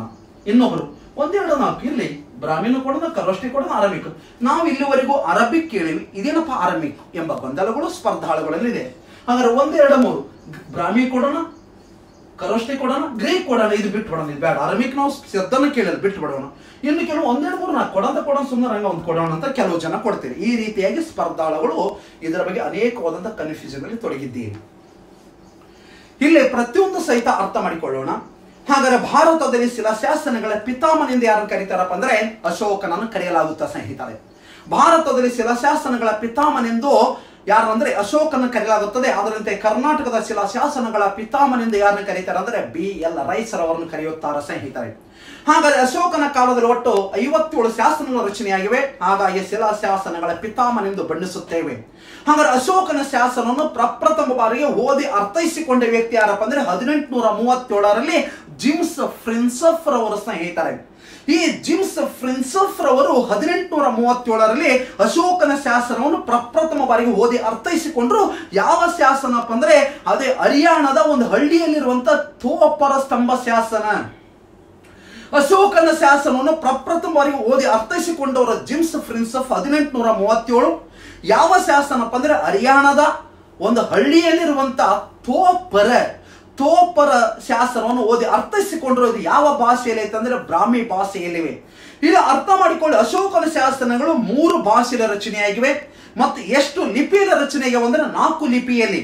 ಹಾಗಾದ್ರೆ ನಮಗೆ ಇಲ್ಲಿ ಭಾಷೆ ಕೇಳಿಲ್ಲ, ಲಿಪಿ ಕೇಳಿದ್ದಾನೆ. ಹಾಗಾದ್ರೆ ಮುಂದೆ ಮತ್ತೆ ಕೇಳ್ತಾನೆ ಎಷ್ಟು ಭಾಷೆಗಳ ರಚನೆಯಾಗಿವೆ. 3 ಭಾಷೆಗಳ ರಚನೆಗೆ. ಆ 3 ಭಾಷೆಗಳು ಯಾವಪ್ಪ ಅಂದ್ರೆ ಒಂದು ಗ್ರೀಕ್ ಸ್ನೇಹಿತರೆ, ಎರಡನೇದಪ್ಪ ಅಂದ್ರೆ ಆರಮಿಕ್ ಸ್ನೇಹಿತರೆ, ಮತ್ತೊಂದು ಪ್ರಾಕೃತ ಸ್ನೇಹಿತರೆ. ಹಾಗಾದ್ರೆ ಅಶೋಕನ ಶಾಸನಗಳು 3 ಭಾಷೆಗಳ ರಚನೆಯಾಗಿದೆ, ಗ್ರೀಕ್, ಅರಮಿಕ್, ಪ್ರಾಕೃತ. ಅದರಂತೆ ಅಶೋಕನ ಶಾಸನಗಳು ಎಷ್ಟು ಲಿಪಿಯಲ್ಲಿ ರಚನೆ ಆಗಿವೆ ಅಂದ್ರೆ 4 ಲಿಪಿಗಳಲ್ಲಿ, ಬ್ರಾಹ್ಮಿ, ಗ್ರೀಕ್, ಅರಮಿಕ್, ಖರೋಷ್ಠಿ. ಅವರ ಅಶೋಕನ ಶಾಸನಗಳು 4 ಲಿಪಿಯಲ್ಲಿ. ಅದರಂತೆ ಎಷ್ಟು ಭಾಷೆಗಳಲ್ಲಪ್ಪ ಅಂದ್ರೆ 3 ಭಾಷೆಗಳ ಸ್ನೇಹಿತರೆ.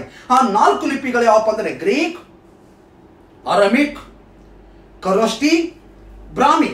ಹಾಗಾದ್ರೆ ಇಲ್ಲಿ ಒಂದು ಪ್ರಮುಖವಾದ ಅಶೋಕನ ಶಾಸನ ಪ್ರಪ್ರಥಮ ಬಾರಿಗೆ ಓದಿ ಅರ್ಥೈಸಿಕೊಂಡ ವ್ಯಕ್ತಿ ಯಾರಂದ್ರೆ ಜಿಮ್ಸ್ ಫ್ರೆನ್ಸಫ್ ರವರ ಸ್ನೇಹಿತರೆ 1837ರಲ್ಲಿ. ಯಾರನ್ನು ಭಾರತದ ಶಿಲಾಶಾಸನಗಳ ಪಿತಾಮನೆಂದು ಕರೆಯುತ್ತಾರಪ್ಪ ಅಂದ್ರೆ ಅಶೋಕನನ್ನು. ಕರ್ನಾಟಕದ ಶಿಲಾಶಾಸನಗಳ ಪಿತಾಮನೆಂದು ಯಾರನ್ನು ಕರೆಯುತ್ತಾರಪ್ಪ ಅಂದ್ರೆ BL ರೈಸ್ ರವರ ಸ್ನೇಹಿತರೆ. ಓಕೆ ಸ್ನೇಹಿತರೆ, ಇದು ಅಶೋಕನ ಕಾಲದಲ್ಲಿ ದೊರಕಿದಂತ ಒಂದು ಪ್ರಮುಖವಾಗಿರುವಂತ ನೋಡೋಣ. 1 ಮತ್ತು 2 ತಪ್ಪು, ಬ್ರಾಹ್ಮಿ ಮತ್ತು ಖರೋಷ್ಠಿ ಎಲ್ಲ ಸ್ನೇಹಿತರೆ. ಅದರಂತ ಮತ್ತೆ 1, 2, 4 ಆಗಿರಬಹುದು. ತಪ್ಪಾಗುತ್ತಾ ಯಾವ್ದಪ್ಪ ಅಂದ್ರೆ 1, 2, 3, 1, 2, 3 ಗ್ರೀಕ್ ತಪ್ಪಾಗುತ್ತಾ, ಅರಮಿಕ್ನು ಒಳಗೊಂಡಿದೆ. ಹಾಗಾದ್ರೆ ಸರಿಯಾದ ಉತ್ತರ 4 ಆಗಿದೆ. ಹಾಗಾದ್ರೆ ಅಶೋಕನ ಶಾಸನಗಳು ಎಷ್ಟು ಲಿಪಿಗಳ ರಚನೆ? 4 ಲಿಪಿಯಲ್ಲಿ. ಎಷ್ಟು ಭಾಷೆಗಳ ರಚನೆ ಇತ್ತಂದ್ರೆ 3 ಭಾಷೆಗಳಲ್ಲಿ. ಮುಂದೆ ಆತನ ಒಂದು ಶಾಸನಗಳು ಏನಂತ ಉಲ್ಲೇಖಿಸುತ್ತಾವ ಅಂತೇಳಿ ಮುಂದಿನ ಒಂದು ಎಲ್ಲದರ ಪ್ರಶ್ನೆಗಳು ಬಂದ್ರೆ ಸಂಪೂರ್ಣವಾದ ಮಾಹಿತಿ ಕೊಡ್ತೇನೆ. ನೆಕ್ಸ್ಟ್ ಪ್ರಶ್ನೆ ಹೋಗೋಣ.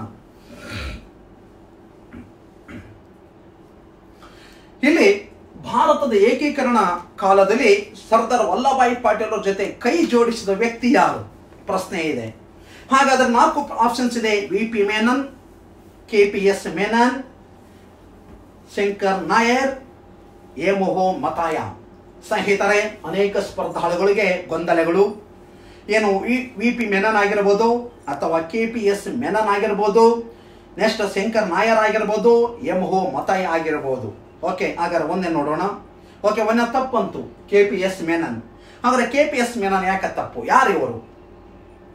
ಸ್ನೇಹಿತರೆ, KPS ಮೆನನ್ ರವರು ಭಾರತ ಸ್ವಾತಂತ್ರ್ಯಗೊಂಡ ನಂತರ 1948ರಿಂದ 1952ರವರೆಗೆ ವಿದೇಶಾಂಗ ಕಾರ್ಯದರ್ಶಿ ಆದವರು ಯಾರಪ್ಪ ಅಂದ್ರೆ KPS ಮೆನನ್ ರವರು. ಹಾಗಾದ್ರೆ ಭಾರತದ ಪ್ರಥಮ ವಿದೇಶಾಂಗ ಕಾರ್ಯದರ್ಶಿ ಯಾರಂತ ಕೇಳಿದ್ರೆ KPS ಮೆನನ್.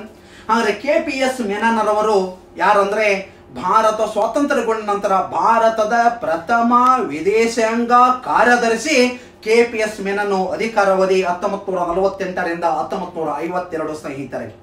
ನೆಕ್ಸ್ಟ್ ಬರೋಣ ಶಂಕರ್ ನಾಯರ್. ಶಂಕರ್ ನಾಯರ್ ಯಾರಪ್ಪ ಅಂದ್ರೆ 1919ರ ಒಂದು ರೌಲತ್ ಆಕ್ಟ್ ಜಾರಿಗೆ ಬಂದಾಗ ರೌಲತ್ ಆಕ್ಟ್ ಅನ್ನು ಒಪ್ಪಿಕೊಂಡ ಭಾರತದ ಪ್ರಥಮ ಭಾರತೀಯ ವ್ಯಕ್ತಿ ಶಂಕರ್ ನಾಯರ್. ಹಾಗಾಗಿ ಈ ಶಂಕರ್ ನಾಯರು ಬ್ರಿಟಿಷರ ಜಾರಿಗೆ ತಂದ ರೌಲತ್ ಆಕ್ಟ್ ಒಪ್ಪಿಕೊಂಡ ಕಾರಣಕ್ಕೋಸ್ಕರ ಆ ಬ್ರಿಟಿಷರು ಈ ಒಂದು ಶಂಕರ್ ನಾಯರನ್ನು ಬ್ರಿಟಿಷ್ ವೈಸರಾಯ್ ಕಾರ್ಯದರ್ಶಿ, ಒಂದು ಬ್ರಿಟಿಷ್ ವೈಸರಾಯ್ ಕಾರ್ಯಕಾರಿ ಸಮಿತಿಯ ಸದಸ್ಯನಾಗಿ ನೇಮಕ ಮಾಡ್ತಾರೆ. ಬ್ರಿಟಿಷ್ ವೈಸರಾಯ ಕಾರ್ಯಕಾರಿ ಸಮಿತಿಯ ಸದಸ್ಯನಾಗಿ ಆಯ್ಕೆಯಾದ ಪ್ರಥಮ ಭಾರತೀಯ ವ್ಯಕ್ತಿ ಯಾರಂದ್ರೆ ಶಂಕರ್ ನಾಯರ್. ಈ ರೌಲತ್ ಆಕ್ಟ್ ನಂತರ ಜಲಿಯನ್ವಾಲಾ ಹತ್ಯಾಕಾಂಡ ಜರುಗುತ್ತೆ. ಆ ಜಲಿಯನ್ವಾಲಾ ಹತ್ಯಾಕಾಂಡದಲ್ಲಿ 379 ಜನ ಬಲಿಗೊಂಡ್ರು.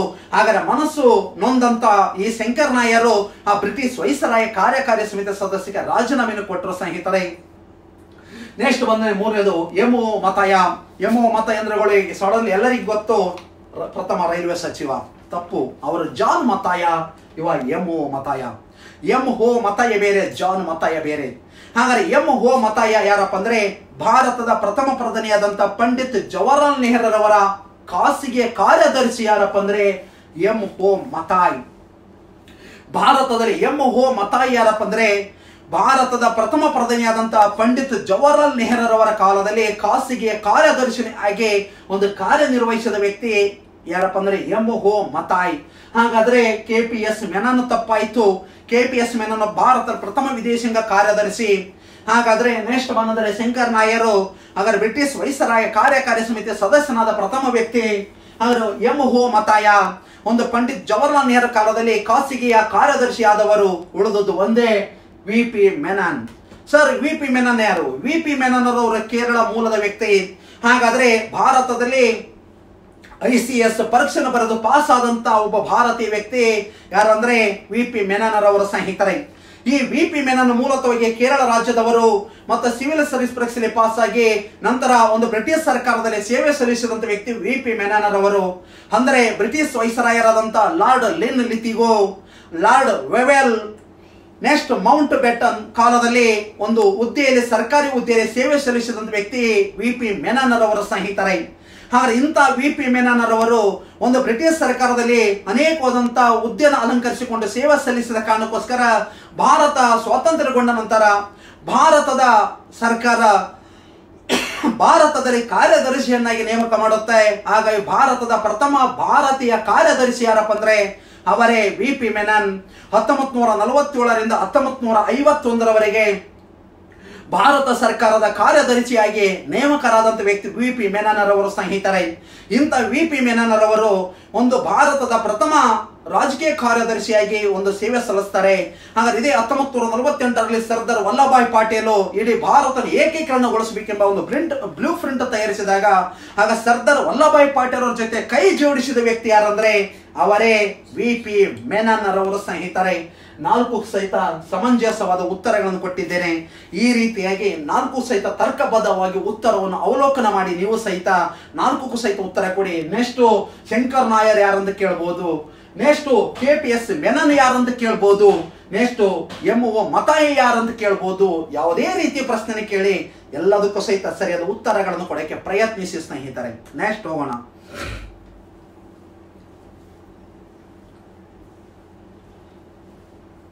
ಓಕೆ, ಕೆಳಗಿನ ಚಾರಿತ್ರಿಕ ಕಾಲಕ್ರಮವನ್ನು ಗುರುತಿಸಿ. ಅಂದ್ರೆ ನಡೆದಂತ ಒಂದು ಘಟನೆಗಳನ್ನು ಕಾಲಾನುಕ್ರಮವಾಗಿ ಗುರುತಿಸಬೇಕು. ಓಕೆ, ಹಾಗಾದ್ರೆ ಗುರುತಿಸಕ್ಕೆ ಪ್ರಯತ್ನ ಮಾಡೋಣ. ಜಲಿಯನ್ವಾಲಾ ಹತ್ಯಾಕಾಂಡ ನಿಮಗೆಲ್ಲ ಗೊತ್ತಿದೆ. 1919 ಏಪ್ರಿಲ್ 13ನೇ ತಾರೀಕಿನಂದು ಭಾರತ ನಡೆದಂತ ಒಂದು ಘಟನೆ ಜಲಿಯನ್ವಾಲಾ ಹತ್ಯಾಕಾಂಡ. ಒಂದು ಪಂಜಾಬಿನ ಅಮೃತಸರದಲ್ಲಿ 379 ಮಂದಿಯನ್ನು ಹತ್ಯೆ ಮಾಡಿದಂತ ಒಬ್ಬ ಗೋಮುಖ ವ್ಯಾಘ್ರ ಅವನೇ ಜನರಲ್ ಡಯರ್ ಸ್ನೇಹಿತರೆ. ಹಾಗಾದ್ರೆ ಜಲಿಯನ್ವಾಲಾ ಹತ್ಯಾಕಾಂಡ ನಡೆದದ್ದು ಎಷ್ಟಲ್ಲಪ್ಪ ಅಂದ್ರೆ 1919 ಏಪ್ರಿಲ್ 13ನೇ ತಾರೀಕು. ಈ ಜಲಿಯನ್ವಾಲಾ ಹತ್ಯಾಕಾಂಡ ಅಧ್ಯಯನ ಮಾಡೋಕ್ಕೋಸ್ಕರ ಒಂದು ಆಯೋಗ ರಚನೆ ಆಗುತ್ತಾ, ಅಂಟರ್ ಆಯೋಗ ಸ್ನೇಹಿತರೆ. ಇರ್ಲಿ, ನಮಗೆ ಜಲಿಯನ್ವಾಲಾ ಹತ್ಯಾಕಾಂಡ ನಡೆದು 1919 ಏಪ್ರಿಲ್ 13. ನೆಕ್ಸ್ಟ್ ಬರೋಣ ಮಲಬಾರ್ ಪ್ರತಿಭಟನೆ. ಅನೇಕವಾದ ಸ್ಪರ್ಧಾಳುಗಳು ಇದನ್ನು ಓದಿರಿ. ಆದ್ರೆ ಮಲಬಾರ್ ಪ್ರತಿಭಟನೆಗಳನ್ನೇ ನಿಮಗೆ ದಂಗೆ ಆಗ್ತೀರಿ. ಅದನ್ನೇ ಮಾಪ್ಲೆ ದಂಗೆ ಅಂತ ಕೇಳಿಕೊಳ್ಳಿ ಆನ್ಸರ್ ಮಾಡ್ತೀರಿ. ಮಾಪ್ಲೆ ದಂಗೆ ಅಂದ್ರೆ ಆನ್ಸರ್ ಮಾಡ್ತೀರಿ. ಅಂದ್ರೆ ಮಲಬಾರ್ ದಂಗೆ ಅಂದರೆ ನಿಮಗೆಲ್ಲ ಗೊತ್ತಿದೆ, ಗುಜರಾತ್ ರಾಜ್ಯಕ್ಕೆ ಕಚ್ ತೀರ, ಅದರಂತೆ ಮಹಾರಾಷ್ಟ್ರ ಮತ್ತು ಗೋವಾಕ್ಕೆ ಕೊಂಕಣ ತೀರ, ಕರ್ನಾಟಕಕ್ಕೆ ಕರ್ನಾಟಕ ಅಥವಾ ಕೆನರ ತೀರ, ಕೇರಳಕ್ಕೆ ಮಲಬಾರು ತೀರ ಅಂತ ಕರೀತಾರ. ಹಾಗಾಗಿ ಅರ್ಥ ಮಾಡಿಕೊಂಡ್ರಿ ನೀವು. ಮಲಬಾರು ತೀರ ಅಂದರೆ ಕೇರಳ ರಾಜ್ಯದಲ್ಲಿ ನಡೆದಂತ ಒಂದು ಘಟನೆ. ಈ ಮಲಬಾರು ತೀರ ಒಂದು ಭಾರತದಲ್ಲಿ 1921ರಲ್ಲಿ ಜರುಗುತ್ತಾ ಸ್ನೇಹಿತರೆ.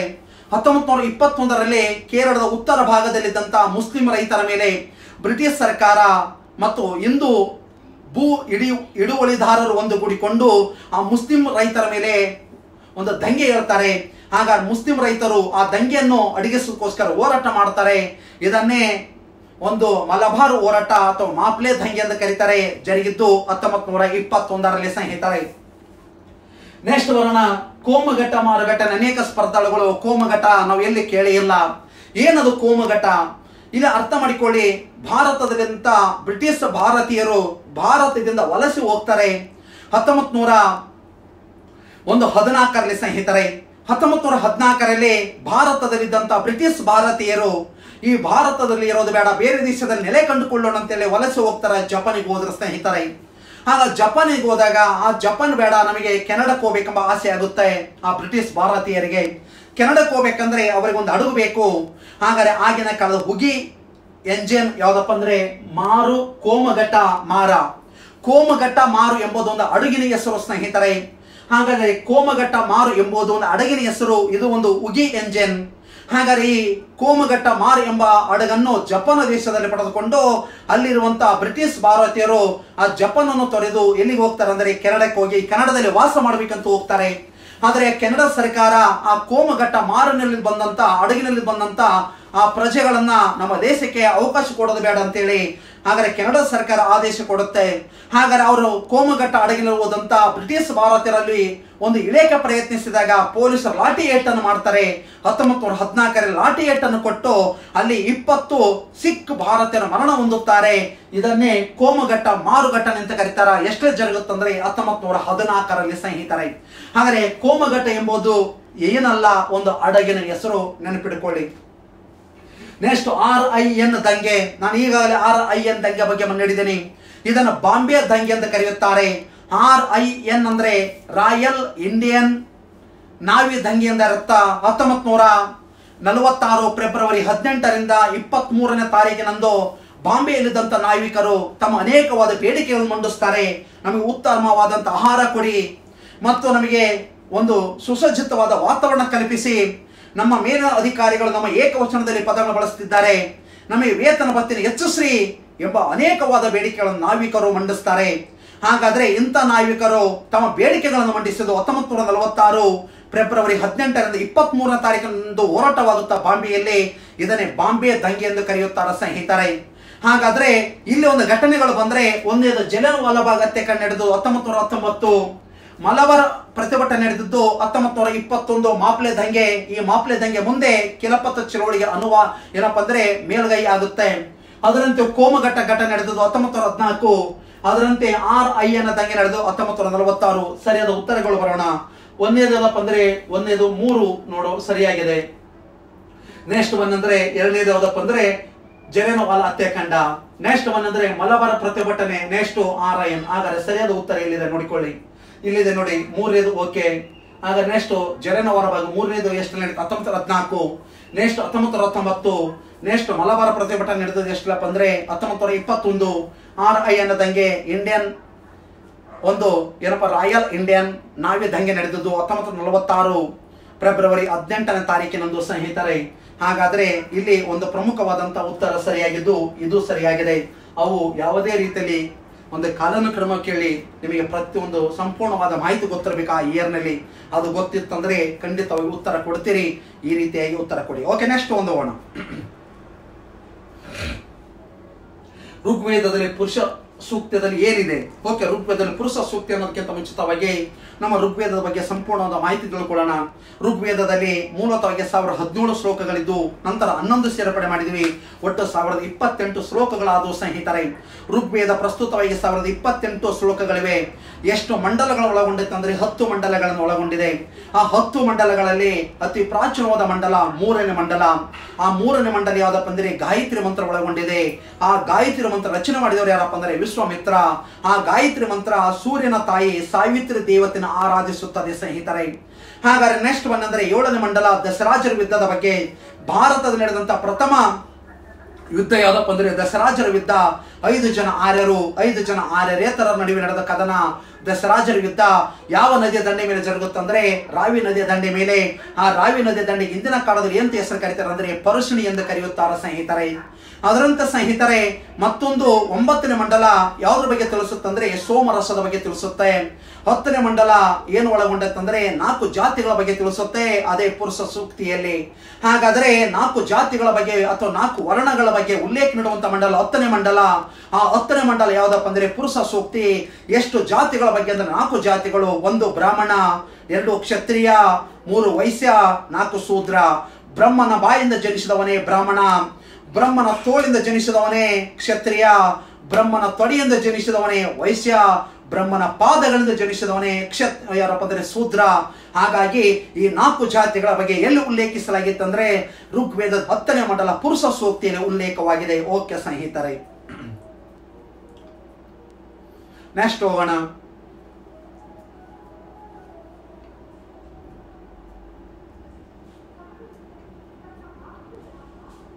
ಓಕೆ, ಈ ಕೆಳಗೆ ನಾವು ಕೊಟ್ಟಿರುವಂತಹ ಮಹಾಜನಪದಗಳಲ್ಲಿ ಒಂದು ಮಹಾಜನಪದ ಅದರ ರಾಜ್ಯದಲ್ಲಿ ತಪ್ಪಾಗಿದೆ. ಅದು ಯಾವುದಂತ ಕೇಳ್ಯಾರ. ಒಟ್ಟು ಎಷ್ಟು ಮಹಾಜನಪದಗಳು ಅಂದ್ರೆ 16 ಮಹಾಜನಪದಗಳಿವೆ ಭಾರತದಲ್ಲಿ. ಆ 16 ಮಹಾಜನಪದಗಳು ಗಂಗಾ ನದಿ ಬಯಲಿನಲ್ಲಿ ಹುಟ್ಟಿಕೊಂಡಿರುವಂತಹ ಚಿಕ್ಕ ಪುಟ್ಟ ಸಾಮ್ರಾಜ್ಯಗಳನ್ನು ಮಹಾಜನಪದಗಳೆಂದು ಕರೀತಾರ. ಒಟ್ಟು ಎಷ್ಟು ಮಹಾಜನಪದ ಅಂದ್ರೆ 16 ಮಹಾಜನಪದಗಳು ಸ್ನೇಹಿತರೆ. ಹಾಗಾದ್ರೆ ಒಂದು ಬರೋಣ. ಕಾಶಿಯ ರಾಜಧಾನಿ ಬನಾರಸ್ ಅಥವಾ ವಾರಣಾಸಿ ಸ್ನೇಹಿತರೆ. ಎರಡನೇದು ಕೋಶಲದ ರಾಜಧಾನಿ ಅಯೋಧ್ಯೆ ಅಥವಾ ಶ್ರಾವಸ್ತಿ. ಹಾಗಾದ್ರೆ ಮೂರನೇದು ಅಂಗದ ರಾಜಧಾನಿ ಚಂಪಾ. ಹಾಗಾದ್ರೆ ನಾಲ್ಕನೇದು ಮಗದ ರಾಜಧಾನಿ ರಾಜ್ಯಗೃಹ ಅಥವಾ ಪಾಟಲಿಪುತ್ರ. 5 ವಜ್ಜಿ ಅಥವಾ ರುಜ್ಜಿಯ ರಾಜಧಾನಿ ವೈಶಾಲಿ. ಹಾಗಾದ್ರೆ ನೆಕ್ಸ್ಟ್ ಬಂದ್ರೆ 6ನೇದು ಮಲ್ಲ ಅಥವಾ ಮಾಳವದ ರಾಜಧಾನಿ ಕುಶಿನಗರ್ ಅಥವಾ ಪಾವ. ನೆಕ್ಸ್ಟ್ 7ನೇದು ಚೇದಿಯ ರಾಜಧಾನಿ ಸೂಕ್ತಮತಿ. ನೆಕ್ಸ್ಟ್ 8ನೇದು ವತ್ಸದ ರಾಜಧಾನಿ ಕೋಸಂಬಿ. ಹಾಗಾದ್ರೆ ನೆಕ್ಸ್ಟ್ 10ನೇದು ಯಾವ್ದಪ್ಪ ಅಂದ್ರೆ ಮತ್ಸದ ರಾಜಧಾನಿ ವಿರಾಟ್ ನಗರ್. ಹಾಗಾದ್ರೆ ನೆಕ್ಸ್ಟ್ ಬಂದ್ರೆ ಕುರುದ ರಾಜಧಾನಿ ಇಂದ್ರಪ್ರಸ್ಥ. ನೆಕ್ಸ್ಟ್ ಬಂದ್ರೆ ಪಾಂಚಲ್ಯ ರಾಜಧಾನಿ ಕಾಂಪಿಲ್ಯ.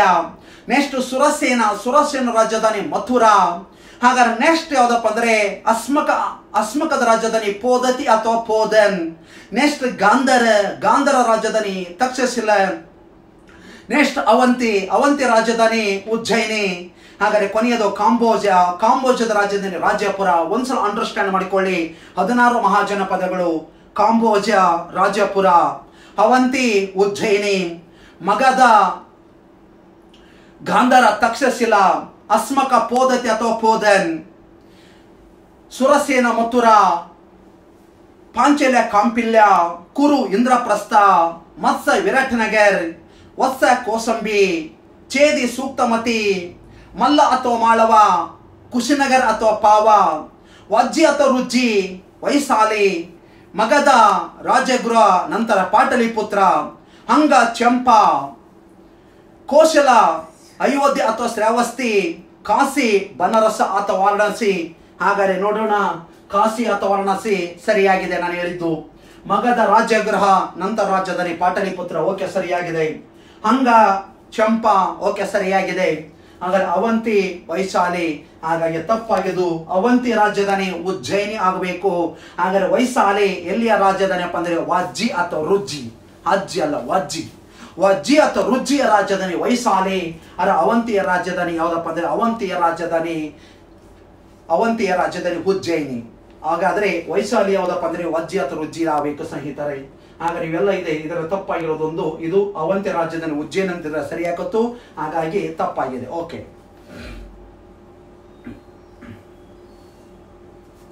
ಓಕೆ ಜಹಾಂಗೀರ್ ಆಸ್ಥಾನಕ್ಕೆ ಭೇಟಿ ನೀಡಿದಂತ ಒಬ್ಬ ಬ್ರಿಟಿಷ್ ಅಧಿಕಾರಿ ಯಾರನ್ನು ಕೇಳ್ಯಾರ. ಹಾಗಾದ್ರೆ ಇಲ್ಲಿ 16 ಡಿಸೆಂಬರ್ 31ನೇ ತಾರೀಕಿನ ಬ್ರಿಟಿಷ್ ಈಸ್ಟ್ ಇಂಡಿಯಾ ಕಂಪನಿ ಸ್ಥಾಪನೆ ಆಗುತ್ತೆ. 16 ಡಿಸೆಂಬರ್ 31ನೇ ತಾರೀಕಿನ ಬ್ರಿಟಿಷ್ ಇಂಡಿಯನ್ ಕಂಪನಿ ಸ್ಥಾಪನೆಯಾಗಿ ಭಾರತಕ್ಕೆ ಆಗಮಿಸಿದ ಪ್ರಥಮ ಬ್ರಿಟಿಷ್ ವ್ಯಕ್ತಿ ಕ್ಯಾಪ್ಟನ್ ಹಾಕಿನ್ಸ್. ಆದ್ರೆ ಇಲ್ಲಿ ಕ್ಯಾಪ್ಟನ್ ಹಾಕಿನ್ಸ್ ಇಲ್ಲ, ಬಿಟ್ಟು ಬಿಡಿ. ಆದ್ರೆ ಕ್ಯಾಪ್ಟನ್ ಹಾಕಿನ್ಸ್ ಭಾರತಕ್ಕೆ ಬಂದದ್ದು 1608ರಲ್ಲಿ ಬಂದು ಜಹಾಂಗೀರ್ನ ಆಶ್ರಯ ಪಡೆದುಕೊಂಡ. ಹಾಗಾದ್ರೆ ಆತೂ ಸಹಿತ ಜಹಾಂಗೀರ್ನ ಆಶ್ರಯ ಪಡೆದುಕೊಂಡು ಭಾರತ ಹಿಂದಿರುಗ್ತಾನೆ. ಆದ್ರೆ ಕ್ಯಾಪ್ಟನ್ ಹಾಕಿನ್ಸ್ ನಂತರ ಬಂದಂತ ಇನ್ನೊಬ್ಬ ವ್ಯಕ್ತಿ ಥಾಮಸ್ ರೋ. ಹಾಗಾದ್ರೆ ಥಾಮಸ್ ರೋ ಏನಪ್ಪಾ ಅಂದ್ರೆ ಭಾರತಕ್ಕೆ ಆಗಮಿಸಿದಂತ ಒಬ್ಬ ಬ್ರಿಟಿಷ್ ರಾಯಭಾರಿ. ಭಾರತಕ್ಕೆ ಆಗಮಿಸಿದ ಪ್ರಥಮ ಬ್ರಿಟಿಷ್ ರಾಯಭಾರಿ ಯಾರಪ್ಪ ಅಂದ್ರೆ ಥಾಮಸ್ ರೋ. 1613ರಲ್ಲಿ ಆಗಮಿಸಿ ಜಹಾಂಗೀರ್ನ ಆಶ್ರಯ ಪಡೆದುಕೊಂಡು ಆಗ್ರಾ, ಅಹಮದಾಬಾದ್, ಬರೋಡಾದಲ್ಲಿ ವ್ಯಾಪಾರ ಕೇಂದ್ರ ಸ್ಥಾಪನೆ ಮಾಡಿದ ಸ್ನೇಹಿತರೆ.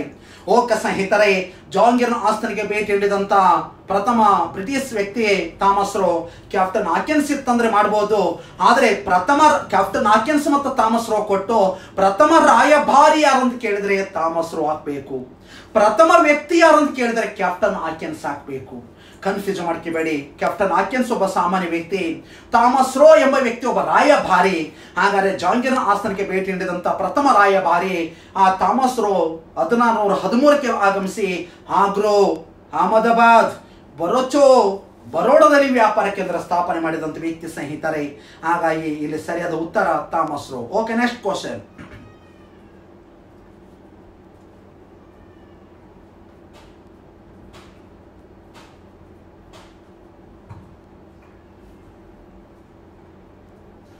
ಓಕೆ, ಒಂದಿಷ್ಟು ಬರೆಯಿರಿ. ಇಲ್ಲಿ ಒಂದಿಷ್ಟು ಬರೆಯಿರಿ ಅಂತ ಕೇಳಿ ಈ ಕಡೆಗೆ ವ್ಯಕ್ತಿಗಳ ಹೆಸರು, ಆ ಕಡೆಗೆ ಕೃತಿಗಳನ್ನು ಕೊಟ್ಟಿದ್ದಾರೆ. ಹಾಗಾದ್ರೆ ಒಂದೇದು ದಾದಾಬಾಯಿ ನವರೋಜಿ. ದಾದಾಬಾಯಿ ನವರೋಜಿ ಅವರಿಂದ 1901ರಲ್ಲಿ ರಚನೆಯಾದಂತಹ ಒಂದು ಕೃತಿ ಯಾವುದಪ್ಪ ಅಂದ್ರೆ poverty and un British rule in India. 1901ರಲ್ಲಿ poverty and un British rule in India ಕೃತಿ ಬರೀತಾರೆ. ಹಾಗಾದ್ರೆ ಯಾರಂದ್ರೆ ಅವರೇ ದಾದಾಬಾಯಿ ನವರೋಜಿ. ಆ ಕೃತಿಯಲ್ಲಿ ಏನಂತ ಹೇಳ್ತದೆ ಅಂದ್ರೆ ಭಾರತದ ಪ್ರಥಮ ತಲಾ ಆದಾಯ ಅಳೋದ್ರ ಬಗ್ಗೆ ಹೇಳುತ್ತಾ. ಆ ಕೃತಿಯಲ್ಲಿ ಭಾರತದಲ್ಲಿ ಪ್ರಥಮ ತಲಾ ಆದಾಯ ಅಳದದ್ದು 1968ರಲ್ಲಿ. ಆಗ ಇದ್ದ ಭಾರತದ ವರಮಾನ ಎಷ್ಟು ರೂಪಾಯಿ ಅಂದ್ರೆ 20 ರೂಪಾಯಿ ಅಂತ ಯಾವ ಕೃತಿಯಲ್ಲಿ ಉಲ್ಲೇಖಿಸಲಾಗೈತಿ? Poverty and un British rule in India ಕೃತಿ. ಬರೆದವರು ಯಾರಪ್ಪ ಅಂದ್ರೆ ಅವರೇ ದಾದಾಬಾಯಿ ನವರೋಜಿ. ನೆಕ್ಸ್ಟ್ ಬಾಲಗಂಗಾಧರ ತಿಲಕ್. ಬಾಲಗಂಗಾಧರ ತಿಲಕ್ ರಚನೆ ಮಾಡಿದಂತ ಒಂದು ಕೃತಿ ಗೀತ ರಹಸ್ಯ. 1906ರಲ್ಲಿ ಭಾರತದ ಒಂದು ಚಳುವಳಿ ಜರುಗುತ್ತಾ, ಸ್ವದೇಶಿ ಚಳುವಳಿ. 1906 ಆಗಸ್ಟ್ 17ನೇ ತಾರೀಕಿನ ಭಾರತದಲ್ಲಿ ಸ್ವದೇಶಿ ಚಳುವಳಿ ಜರುಗಿದಾಗ ಇದರ ಮುಂದಾಳತ್ವ ವಹಿಸಿಕೊಂಡಂತ ಬಾಲಗಂಗಾಧರ ತಿಲಕನನ್ನು ಬಂಧಿಸಿ ಬರ್ಮದ ರಂಗೂನದ ಮಾಂಡೆಲ ಸೆರೆಮನೆಯಲ್ಲಿ ಕೂಡಿಯಿಡುತ್ತಾ ಬ್ರಿಟಿಷ್ ಸರ್ಕಾರ.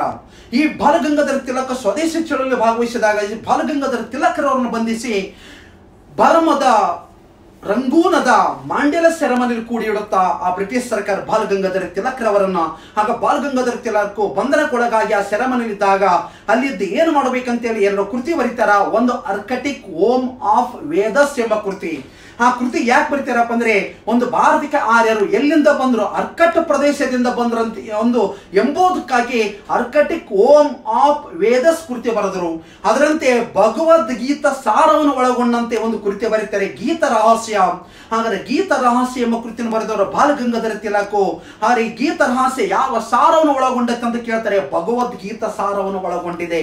ಹಾಗಾದ್ರೆ ನೆಕ್ಸ್ಟ್ ಶಂಕರ್ ನಾಯರ್ ಗಾಂಧೀಜಿಯವರನ್ನು ಕುರಿತು ಗಾಂಧಿ ಅಂಡ್ ಅನರ್ಕಿ ಎಂಬ ಕೃತಿಯನ್ನು ಬರೀತಾರೆ. ನೆಕ್ಸ್ಟ್ MK ಗಾಂಧಿ ಅವರು, ಮಹಾತ್ಮ ಗಾಂಧೀಜಿಯವರು 1909ರಲ್ಲಿ ಲಂಡನ್ಗೆ ಹೋಗಿ ಆ ಲಂಡನ್ನಲ್ಲಿದ್ದಂತ ಒಂದು ಭಾರತೀಯ ಕ್ರಾಂತಿಕಾರಿಗಳನ್ನು ಜೊತೆ ಸಮಾಲೋಚನೆ ನಡೆಸಿ ಆ ಸಮಾಲೋಚನೆ ಒಳಗೊಂಡಂತೆ 30,000 ಪದಗಳನ್ನು ಒಳಗೊಂಡಂತೆ ಒಂದು ಕೃತಿ ಬರೀತಾರೆ ಹಿಂದೂ ಸ್ವರಾಜ್ ಎಂಬ ಕೃತಿ 1909ರಲ್ಲಿ. ಹಾಗಾದ್ರೆ ಭಾರತೀಯ ಕ್ರಾಂತಿಕಾರಿಗಳ ಜೊತೆ ಸಮಾಲೋಚನೆ ನಡೆಸ್ತಾರೆ ಲಂಡನ್ನಲ್ಲಿ. ಆ ಸಮಾಲೋಚನೆ ನಡೆಸಿದನ್ನು ಕುರಿತು 30,000 ಪದಗಳನ್ನು ಒಳಗೊಂಡಂತೆ ಒಂದು ಕೃತಿ ಬರೆದರು ಗಾಂಧೀಜಿಯವರು ಹಿಂದೂ ಸ್ವರಾಜ್ ಎಂಬ ಕೃತಿ. ಎಷ್ಟು ಪದಗಳು ಒಳಗೊಂಡೈತೆ ಅಂದ್ರೆ 30,000 ಪದಗಳು. ಎಷ್ಟಲೇ ಬರೀತಾರಪ್ಪ ಅಂದ್ರೆ 1909ರಲ್ಲಿ. ಹಾಗಾಗಿ Dadabhai Naoroji poverty and British rule in India. Balagangadhara Tilak Gita Rahasya ಹೇಳಿದರೆ ಭಗವದ್ಗೀತಾ ಸಾರ ಒಳಗೊಂಡಿದೆ. ಆ ಕೃತಿ ಎಲ್ಲಿ ಬರೀತಾರಪ್ಪ ಅಂದ್ರೆ ಒಂದು ಬರ್ಮದ ಮಾಂಡೆಲ ಸೆರೆಮನೆಯಲ್ಲಿ ಬರೀತಾರೆ. ಶಂಕರ್ ನಾಯರ್ ಗಾಂಧಿ ಅಂಡ್ ಅನರ್ಕಿ ಬರೀತಾರೆ. MK ಗಾಂಧಿ ಹಿಂದೂ ಸ್ವರಾಜ್ ಎಂಬ ಕೃತಿ ಬರೀತಾರೆ. ಹಾಗಾದ್ರೆ ಇದಕ್ಕೆ ಸರಿಯಾದ ಉತ್ತರ 2ನೇ ಆಪ್ಷನ್ ಸರಿ ಇದೆ ನೋಡಿ. 1, 4 ಓಕೆ ಸ್ನೇಹಿತರೆ. 2, 1 ಸ್ನೇಹಿತರೆ. 3, 2 ಸ್ನೇಹಿತರೆ. 4, 1 ಓಕೆ ಸರಿಯಾದ ಉತ್ತರ. ಹಾಗಾಗಿ ಆ ಒಂದು ಕೃತಿಗಳ ಬಗ್ಗೆನೂ ಸಹಿತ ಪ್ರಶ್ನೆಗಳು ಕೇಳ್ತಾರೆ. ಏನೇ ಕೇಳಿ ಉತ್ತರ ಕೊಡೋಕೆ ಪ್ರಯತ್ನ ಮಾಡಿ. ಓಕೆ ನೆಕ್ಸ್ಟ್ ಪ್ರಶ್ನೆ ಹೋಗೋಣ. ಓಕೆ, ದೇಶೀಯ ಭಾಷೆಗಳ ಪತ್ರಿಕಾ ಕಾಯ್ದೆಯನ್ನು 1878 ಜಾರಿಗೆ ತಂದವರು ಯಾರು? ದೇಶ ಪತ್ರಿಕಾ ಕಾಯ್ದೆ ಬಗ್ಗೆ ಅಧ್ಯಯನ ಮಾಡೋಣ. ಹಾಗಾದ್ರೆ 1878ರಲ್ಲಿ ದೇಶ ಪತ್ರಿಕಾ ಕಾಯ್ದೆ ಯಾಕೆ ತಂದ್ರು? 1878ರಲ್ಲಿ ಭಾರತದಲ್ಲಿ ಭೀಕರವಾದ ಬರಗಾಲ ಸ್ನೇಹಿತರೆ. ಆ ಭೀಕರವಾದ ಬರಗಾಲವನ್ನು ಎದುರಿಸಕ್ಕಾಗದ ಇರುವಂತ ಒಬ್ಬ ಬ್ರಿಟಿಷ್ ವೈಸರಾಯ ಅವನೇ ಲಾರ್ಡ್ ಲಿಟ್ಟನ್ ಸ್ನೇಹಿತರೆ. ಭಾರತೀಯರ ವಿರೋಧಿ ವೈಸರಾಯ ಇವನು. ಹಾಗಾದ್ರೆ ಭಾರತೀಯರು ಏನೇ ಕಾರ್ಯಕ್ರಮಗಳನ್ನು ಕೈಗೊಂಡ್ರು ಅದನ್ನು ವಿರೋಧಿಸುವಂತ ವ್ಯಕ್ತಿ ಲಿಟ್ಟನರವರು. ಹಾಗಾದ್ರೆ ಭಾರತೀಯ ಪ್ರತಿವಾದಿಯಾಗಿರುವಂತ ವೈಸರಾಯ ಲಾರ್ಡ್ ಲಿಟ್ಟನ್. ಹಾಗಾದ್ರೆ 1878ರಲ್ಲಿ ಭಾರತದಲ್ಲಿ ಭೀಕರವಾದ ಬರಗಾಲವಿದ್ದರೂ ಸಹಿತ ಅದನ್ನು ಅಧ್ಯಯನ ಮಾಡಲಿಲ್ಲ, ಪರಿಹಾರ ಕೊಡಲಿಲ್ಲ. ಏಕೆಂದರೆ ರೋಮ್ ಮುಳುಗುತ್ತಿದ್ದಾಗ ನೀರ ಪಿಟಲ್ ಊದುತ್ತಿದ್ದಂತೆ ಸ್ನೇಹಿತರೆ, ಅದರಂತೆ ಇವನು ಹಾಗೆ ಮಾಡಿದ. ಇವತ್ತು ಭಾರತ 1878ರಲ್ಲಿ ನರಕ ಅನುಭವಿಸುತ್ತಿದ್ದು ಬರಗಾಲದಿಂದ ಅನೇಕ ಜನ ಸಾವು ನೋವುಗಳು ಅದನ್ನು ಎದುರಿಸಕ್ಕಾಗದಿರುವಂತ ಈ ಒಂದು ಲಾರ್ಡ್ ಲಿಟ್ಟನ್ ವಿರುದ್ಧ ಅನೇಕ ಪತ್ರಿಕೆಗಳು ಆ ಲಾರ್ಡ್ ಲಿಟ್ಟನ್ ವಿರುದ್ಧ ಬರೀತಾರೆ. ಹಾಗಾಗಿ ಕೋಪಗೊಂಡಂತ ಲಾರ್ಡ್ ಲಿಟ್ಟನ್ ನನ್ನ ವಿರುದ್ಧ ಪತ್ರಿಕೆಗಳು ಬರೆದಿದ್ದಾವಂತೇಳಿ ಆ ಲಾರ್ಡ್ ಲಿಟ್ಟನ್ ಏನ್ ಮಾಡ್ತಾನಂದ್ರೆ ಪತ್ರಿಕಾ ಕಾಯ್ದೆ ಜಾರಿಗೆ ತಂದ ಸ್ನೇಹಿತರೆ. ಅಲ್ಲದೆ ಅದೇ 1878ರಲ್ಲಿ ಆ ಲಾರ್ಡ್ ಲಿಟ್ಟನ್ ಬರಗಾಲವನ್ನು ಅಧ್ಯಯನ ಮಾಡೋಕ್ಕೋಸ್ಕರ ರಿಚರ್ಡ್ ಸ್ಟ್ರಾಚ್ ಎಂಬ ಆಯೋಗ ರಚನೆ ಮಾಡ್ತಾನೆ ಸ್ನೇಹಿತರೆ. ಹಾಗಾದ್ರೆ 1878ರಲ್ಲಿ ಪತ್ರಿಕಾ ಕಾಯ್ದೆಯನ್ನು ವಿರುದ್ಧ ಒಂದು ಕಾಯ್ದೆ ಜಾರಿಗೆ ತಂದವ ಯಾರಪ್ಪ ಅಂದ್ರೆ ಲಾರ್ಡ್ ಲಿಟ್ಟನ್. ಅಷ್ಟೇ ಅಲ್ಲ, ಹಾಗಾದ್ರೆ ಮತ್ತೊಂದು ಕಾಯ್ದೆ ಜಾರಿಗೆ ತಂದ. ಯಾವ ಕಾಯ್ದೆಪ್ಪ ಅಂದ್ರೆ ಶಸ್ತ್ರಾಸ್ತ್ರಗಳ ಕಾಯ್ದೆ ಸ್ನೇಹಿತರೆ. ಏನು ಶಸ್ತ್ರಾಸ್ತ್ರಗಳ ಕಾಯ್ದೆ? ಯಾವುದೇ ಒಬ್ಬ ವ್ಯಕ್ತಿ ಒಂದು ಶಸ್ತ್ರಾಸ್ತ್ರಗಳು ಹೊಂದಿರಬೇಕಂದ್ರೆ ಲೈಸೆನ್ಸ್ ಇರಬೇಕು. ಲೈಸೆನ್ಸ್ ಇಲ್ಲದೆ ಯಾವುದೇ ಒಬ್ಬ ವ್ಯಕ್ತಿ ಶಸ್ತ್ರಾಸ್ತ್ರಗಳನ್ನು ಹೊಂದಿದ್ರೆ ಆ ವ್ಯಕ್ತಿ 7 ವರ್ಷ ಕಾರಾಗೃಹ ಶಿಕ್ಷೆ ಎಂದು 1878ರಲ್ಲಿ ಕಾಯ್ದೆ ಜಾರಿಗೆ ತಂದ ಸ್ನೇಹಿತರೆ. ಇದೇ 1876 ಸಮಯದಲ್ಲಿ ಇಂಥ ಲಾರ್ಡ್ ಲಿಟ್ಟನ್ ಒಂದು ಸಿವಿಲ್ ಸರ್ವಿಸ್ ಪರೀಕ್ಷೆ ವಯಸ್ಸಿನ ಮಿತಿಯನ್ನು 21ರಿಂದ 19 ಇಳಿಸ್ತಾನೆ.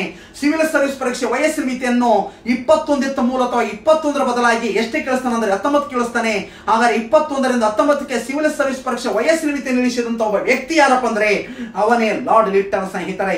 ಇಂಥವನ್ನೆಲ್ಲವನ್ನು ಸಹಿತ ಒಂದು ಬದಲಾಯಿಸಿ ಮತ್ತೆ ಭಾರತೀಯರಿಗೆ ಅನುಕೂಲ ಮಾಡಿಕೊಟ್ಟಂತ ಒಬ್ಬ ವ್ಯಕ್ತಿ ಭಾರತೀಯ ಸ್ನೇಹಿತ ವೈಸರಾಯ ಲಾರ್ಡ್ ರಿಪ್ಪನ್ನರವರು ಸ್ನೇಹಿತರೆ. ಅದರಂತೆ ಲಾರ್ಡ್ ಕರ್ಜನ್ ಅಂತಿದೆ. ಲಾರ್ಡ್ ಕರ್ಜನ್ ಒಬ್ಬವ ಇವನು ಸಹಿತ ಭಾರತದಲ್ಲಿ ಒಡೆದು ಆಳುವ ನೀತಿ ಕೈಗೊಂಡ ಹಿಂದೂ ಮುಸ್ಲಿಮರನ್ನು ಬೇರ್ಪಡಿಸಬೇಕಂತ ಹೋದ. ಹಾಗಾಗಿ ಈ ಲಾರ್ಡ್ ಕರ್ಜನ್ ರವರನ್ನು ಬ್ರಿಟಿಷರ ಔರಂಗಜೇಬನೆಂದು ಗೋಪಾಲಕೃಷ್ಣ ಗೋಖಲೆರವರು ಕರೆದಿದ್ದಾರೆ ಸ್ನೇಹಿತರೆ. ಹಾಗಾದ್ರೆ ಇಲ್ಲಿ ಲಾರ್ಡ್ ರಿಪ್ಪನ್ನು ಭಾರತೀಯ ಸ್ನೇಹಿತ ವೈಸರಾಯ ಯಾವತ್ತೂ ಸಹಿತ ಭಾರತ ಮೋಸ ಮಾಡಿಲ್ಲ ಸ್ನೇಹಿತರೆ. ಲಾರ್ಡ್ ಲಿಟ್ಟನ್ ಇವನೇ ಪತ್ರಿಕೆ ಕಾಯ್ದೆ ಜಾರಿಗೆ ತಂದು 1878ರಲ್ಲಿ. ಲಾರ್ಡ್ ಕರ್ಜನ್ ಹಿಂದೂ ಮತ್ತು ಮುಸ್ಲಿಮರ ಬೇರ್ಪಡಿಸೋದಕ್ಕೋಸ್ಕರ ಬಂಗಾಳದ ವಿಭಜನೆ ಜಾರಿಗೆ ತಂದ. ಹಾಗಾಗಿ ಇವನ್ನ ಬ್ರಿಟಿಷರ ಔರಂಗಜೇಬನೆಂದು ಗೋಪಾಲಕೃಷ್ಣ ಗೋಖಲೆ ಅವರು ಕರೆದಿದ್ದಾರೆ.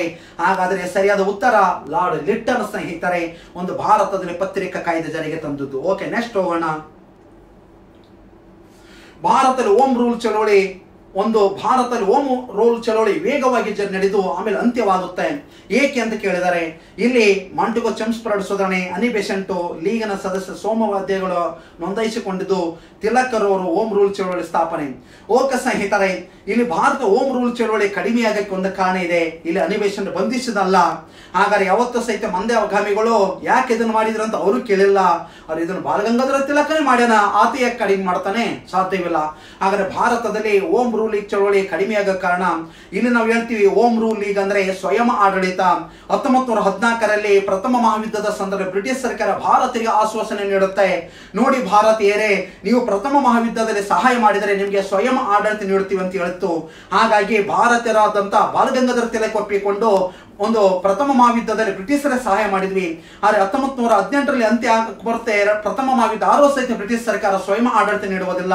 ಸ್ವಯಂ ಆಡಳಿತ ನೀಡದಿದ್ದ ಕಾರಣಕ್ಕೋಸ್ಕರ ಭಾರತದಲ್ಲಿ ಸ್ವಯಂ ಆಡಳಿತವನ್ನು ಒಳಗೊಂಡಂತೆ ಓಂ ರೂಲ್ ಲೀಗ್ ಚಳವಳಿಯನ್ನು 1916 ಏಪ್ರಿಲ್ 23ನೇ ತಾರೀಕಿನಂದು ಪುಣೆಯಲ್ಲಿ ಪ್ರಾರಂಭಿಸಿದ್ದು ಬಾಲಗಂಗಾಧರ ತಿಲಕ್. ಅದರಂತೆ 1916 ಸೆಪ್ಟೆಂಬರ್ 17ನೇ ತಾರೀಕಿನಂದು ಮದ್ರಾಸಿನ ಅಡಿಯಾರದಲ್ಲಿ ಓಂ ರೂಲ್ ಲೀಗ್ ಚಳವಳಿಯನ್ನು ಪ್ರಾರಂಭಿಸಿದ್ದಾರೆ. ಯಾರಪ್ಪ ಅಂದ್ರೆ ಅನಿ ಬೆಸೆಂಟ್. ಹಾಗಾದ್ರೆ ಭಾರತದಲ್ಲಿ ಓಂ ರೂಲ್ ಲೀಗ್ ಚಳವಳಿ ನಡೆದಿತ್ತು. ಹಾಗಾದ್ರೆ ಇದರ ಮುಖ್ಯವಾದ ಉದ್ದೇಶ ಸ್ವಯಂ ಆಡಳಿತ. ಆದ್ರಿಂದ ಬ್ರಿಟಿಷ್ ಕುತಂತ್ರಿಗಳು ಭಾರತದ ಬಗ್ಗು ಬಡಿಬೇಕೆಂಬ ಕಾರಣಕ್ಕೋಸ್ಕರ 1917 ಆಗಸ್ಟ್ 20ನೇ ತಾರೀಕು ಸ್ನೇಹಿತರೆ 1917 ಆಗಸ್ಟ್ 20ನೇ ತಾರೀಕಿನಂದು ಇಂಗ್ಲೆಂಡಿನ ಹೌಸ್ ಆಫ್ ಕಾಮನ್ಸ್ ನಲ್ಲಿ ಒಂದು ಮಂಡನೆಯಾಗುತ್ತೆ. ಏನಪ್ಪಾ ಅಂದ್ರೆ ಆಗಸ್ಟ್ ಕೊಡಿಗೆ.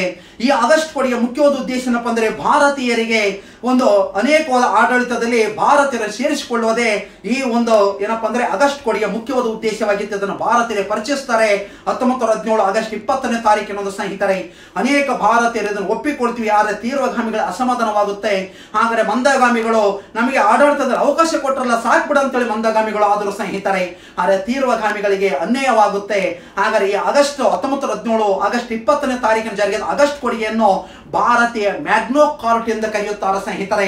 ಯಾವುದನ್ನು ಭಾರತೀಯ ಮ್ಯಾಗ್ನೋ ಕಾರ್ಟ್ ಎಂದು ಕರೆಯುತ್ತಾರಪ್ಪ ಅಂದ್ರೆ 1917 ಆಗಸ್ಟ್ 20ನೇ ತಾರೀಕಿನ ಭಾರತೀಯರಿಗೆ ಒಳಿತಾಯಿತು. ಹಾಗಾಗಿ ಇದನ್ನು ಭಾರತೀಯ ಮ್ಯಾಗ್ನೋ ಕಾರ್ಟ್ ಎಂದು ಕರೆದರು. ಇದು ಮುಂದೆ ಮಾಂಟೆಗೊ ಚೆಮ್ಸ್ಫರ್ಡ್ ಆಕ್ಟ್ ರಚನೆಗೆ ಅವಕಾಶವಾಗುತ್ತೆ. ಈ ಮಾಂಟೆಗೊ ಚೆಮ್ಸ್ಫರ್ಡ್ ಕಾಯ್ದೆ ರಚನೆಯಾದಾಗ ಓಂ ರೂಲ್ ಲೀಗ್ ಚಳವಳಿ ಭಾರತದಲ್ಲಿ ಅಂತ್ಯವಾಗುತ್ತೆ. ಹಾಗೆ ಭಾರತದಲ್ಲಿ ಓಂ ರೂಲ್ ಲೀಗ್ ಚಳವಳಿ ಅಂತ್ಯವಾಗಿ ಕಾರಣವಾಗಿರುವಂತಹ ಒಂದು ಆಕ್ಟ್ ಅದೇ ಮಾಂಟೆಗೊ ಚೆಮ್ಸ್ಫರ್ಡ್ ಕಾಯ್ದೆ ಸ್ನೇಹಿತರೆ. ಸರಿಯಾದ ಉತ್ತರ. ಓಕೆ ಸ್ನೇಹಿತರೆ, ನೆಕ್ಸ್ಟ್ ಹೋಗೋಣ.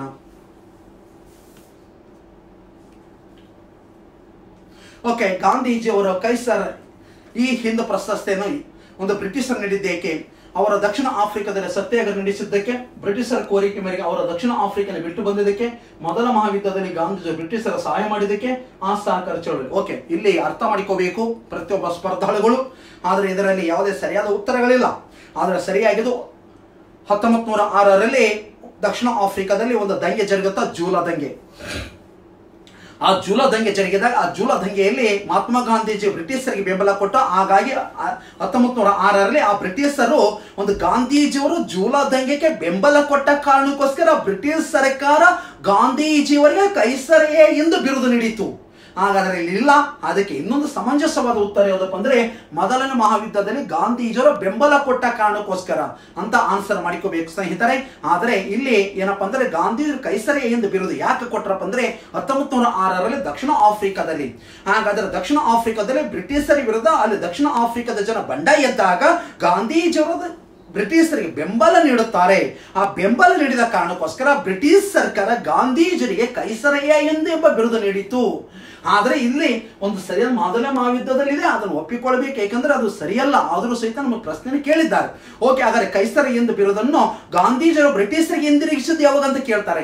ಜಲಿಯನ್ವಾಲಾ ಹತ್ಯಾಕಾಂಡ ಆದ ಮೇಲೆ ಗಾಂಧೀಜಿಯವರು ಬ್ರಿಟಿಷರಿಗೆ ಕೊಟ್ಟಂತ ಒಂದು ಬಂಗಾರದ ಪದಕ ರಕ್ತದಿಂದ ತೊಯ್ದಿದೆ, ಅದು ನನಗೆ ಅವಶ್ಯಕತೆ ಇಲ್ಲ, ತೆಗೆದುಕೊಳ್ಳಿ ನಿಮ್ಮ ಕೈಸರ ಎಂದು ಬಿರುದು ಎಂದು ಒಂದು ಜಲಿಯನ್ವಾಲಾ ಹತ್ಯಾಕಾಂಡವನ್ನು ವಿರೋಧಿಸಿ ಆ ಪ್ರಶಸ್ತಿಯನ್ನು ಮತ್ತೆ ಒಂದು ಬ್ರಿಟಿಷರಿಗೆ ಹಿಂದಿರುಗಿಸ್ತಾರೆ ಗಾಂಧೀಜಿಯವರು. ಓಕೆ ಸ್ನೇಹಿತರೆ, ನೆಕ್ಸ್ಟ್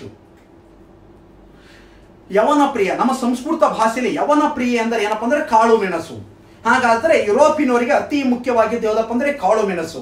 ಏಕೆಂದ್ರೆ ಅವರಿಗೆ ಅಡಿಗೆಯಲ್ಲಿ ಅತಿ ಹೆಚ್ಚಾಗಿ ಕಾಳು ಮೆಣಸು ಬಳಸ್ತಿದ್ರು. ಹಾಗಾದ್ರೆ ಅವರು ಡ್ರಿಂಕ್ಸ್ ಮಾಡಬೇಕಾದ್ರೆ ಕಾಳು ಮೆಣಸು ಅವಶ್ಯಕತೆ ಇತ್ತು. ಆ ಕಾರಣಕ್ಕೋಸ್ಕರ ಯುರೋಪಿನವರು ಭಾರತ ಜೊತೆ ವ್ಯಾಪಾರ ಸಂಪರ್ಕ ಹೊಂದಿದ್ರು. ಹಾಗಾಗಿ ಸಂಸ್ಕೃತ ಭಾಷೆಯಲ್ಲಿ ಯವನ ಪ್ರಿಯ ಎಂದರೆ ಕಾಳು ಮೆಣಸಿಗೆ ಯವನ ಪ್ರಿಯ ಎಂದು ಕರೆಯುತ್ತಾರೆ. ಹಾಗಾದ್ರೆ ಈ ಯವನ ಪ್ರಿಯಗೋಸ್ಕರ ಭಾರತಕ್ಕೆ ಆಗಮಿಸಿದಂತ ವ್ಯಾಪಾರಸ್ಥರು ಯಾರಪ್ಪ ಅಂದ್ರೆ ಯುರೋಪಿನರು ಸ್ನೇಹಿತರೆ. ಓಕೆ,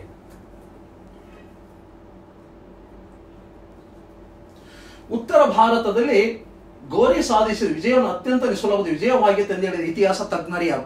ಏಕೆಂದ್ರೆ ಮಹಮ್ಮದ್ ಗೋರಿ ಒಂದು ಪ್ರಮುಖವಾಗಿ ಭಾರತದಲ್ಲಿ ವಿಜಯ ಸುಲಭವಾಗಿರುವಂತ ವಿಜಯವಲ್ಲ. ಆದರೆ ಇಲ್ಲಿ ವ್ಯಕ್ತಿ ವರ್ಣಿಸಿದ್ದಾನೆ, ವರ್ಣಿಸಕ್ಕೇನಾಗುತ್ತೆ, ವರ್ಣಿಸಲೇವ. ಆದರೆ ಮಹಮ್ಮದ್ ಗೋರಿ ಗೋರ್ ಸಾಮ್ರಾಜ್ಯನ ಸ್ಥಾಪನೆ ಮಾಡಿದರು ಅಲ್ಲಾಹುದ್ದೀನ್ ಹಸನ್. ಅಲ್ಲಾಹುದ್ದೀನ್ ಹಸನ್ ನಂತರ ಒಂದು ಗೋರ್ ಸಾಮ್ರಾಜ್ಯದ ನೇತೃತ್ವ ವಹಿಸಿಕೊಂಡವರು ಯಾರಪ್ಪ ಅಂದ್ರೆ ಮಹಮ್ಮದ್ ಗೋರಿ. ಈ ಮಹಮ್ಮದ್ ಗೋರಿ ಅವರ ಭಾರತದಲ್ಲಿ ಬಲಿಷ್ಠವಾದ ಮುಸ್ಲಿಂ ರಾಷ್ಟ್ರವನ್ನು ಕಟ್ಟಬೇಕೆಂಬ ಕಾರಣಕ್ಕೋಸ್ಕರ ಭಾರತದ ಮೇಲೆ ದಾಳಿ ಮಾಡಿದ. ನೋಡಿ, ಭಾರತದ ಮೇಲೆ ಸಂಪತ್ತು ಮತ್ತು ಭಾರತದಲ್ಲಿ ಸಂಪತ್ತನ್ನು ದೋಚಿಕೊಂಡು ಹೋಗ್ಬೇಕಂತ ಬಂದವ ಮಹಮ್ಮದ್ ಗಜ್ನಿ. ಭಾರತದಲ್ಲಿ ಮುಸ್ಲಿಂ ಬಲಿಷ್ಠ ರಾಷ್ಟ್ರ ಕಟ್ಟಬೇಕೆಂಬ ಕಲ್ಪನೆ ಹೊಂದಿ ಭಾರತದ ಮೇಲೆ ದಾಳಿ ಮಾಡಿದವ ಮಹಮ್ಮದ್ ಗೋರಿ. ಮಹಮ್ಮದ್ ಗೋರಿ 1175ರಲ್ಲಿ ಗೋಮಲ ಕಣಿಯುವ ಮೂಲಕ ಭಾರತಕ್ಕೆ ಆಗಮಿಸ್ತಾರೆ. ಗೋಮಲ ಕಣಿಯುವ ಮೂಲಕ ಭಾರತಕ್ಕೆ ಆಗಮಿಸಿ ಪ್ರಥಮ 1175ರ ಪ್ರಥಮ ಪ್ರದೇಶ ವಶಪಡಿಸಿಕೊಳ್ತಾರೆ ಮುಲ್ತಾನ್. 1175ರ ಮುಲ್ತಾನ್ ವಶಪಡಿಸಿಕೊಂಡು 1178 ಗುಜರಾತಿನ ಅನಿಲ್ವಾಡವನ್ನು ವಶಪಡಿಸಿಕೊಳ್ಬೇಕಂತ ಹೋಗ್ತಾರೆ. ಆಗ ಅನಿಲ್ವಾಡದಲ್ಲಿದ್ದಂತ ಒಬ್ಬ ಅರಸ ಎರಡನೇ ಭೀಮದೇವ. ಆ ಎರಡನೇ ಭೀಮದೇವ ಮತ್ತು ಮಹಮ್ಮದ್ ಗೋರಿನಲ್ಲಿ ಒಂದು ಕದನ ಜರುಗುತ್ತಾ, ಅದು ಯಾವುದಪ್ಪ ಅಂದ್ರೆ ಕದರಗಟ್ಟಿ ಕದನ. ಆ ಕದರಗಟ್ಟಿಯ ಕದನದಲ್ಲಿ ಮಹಮ್ಮದ್ ಗೋರಿ ಸೋತು ಹಿಂದಿರುಗ್ತಾನೆ.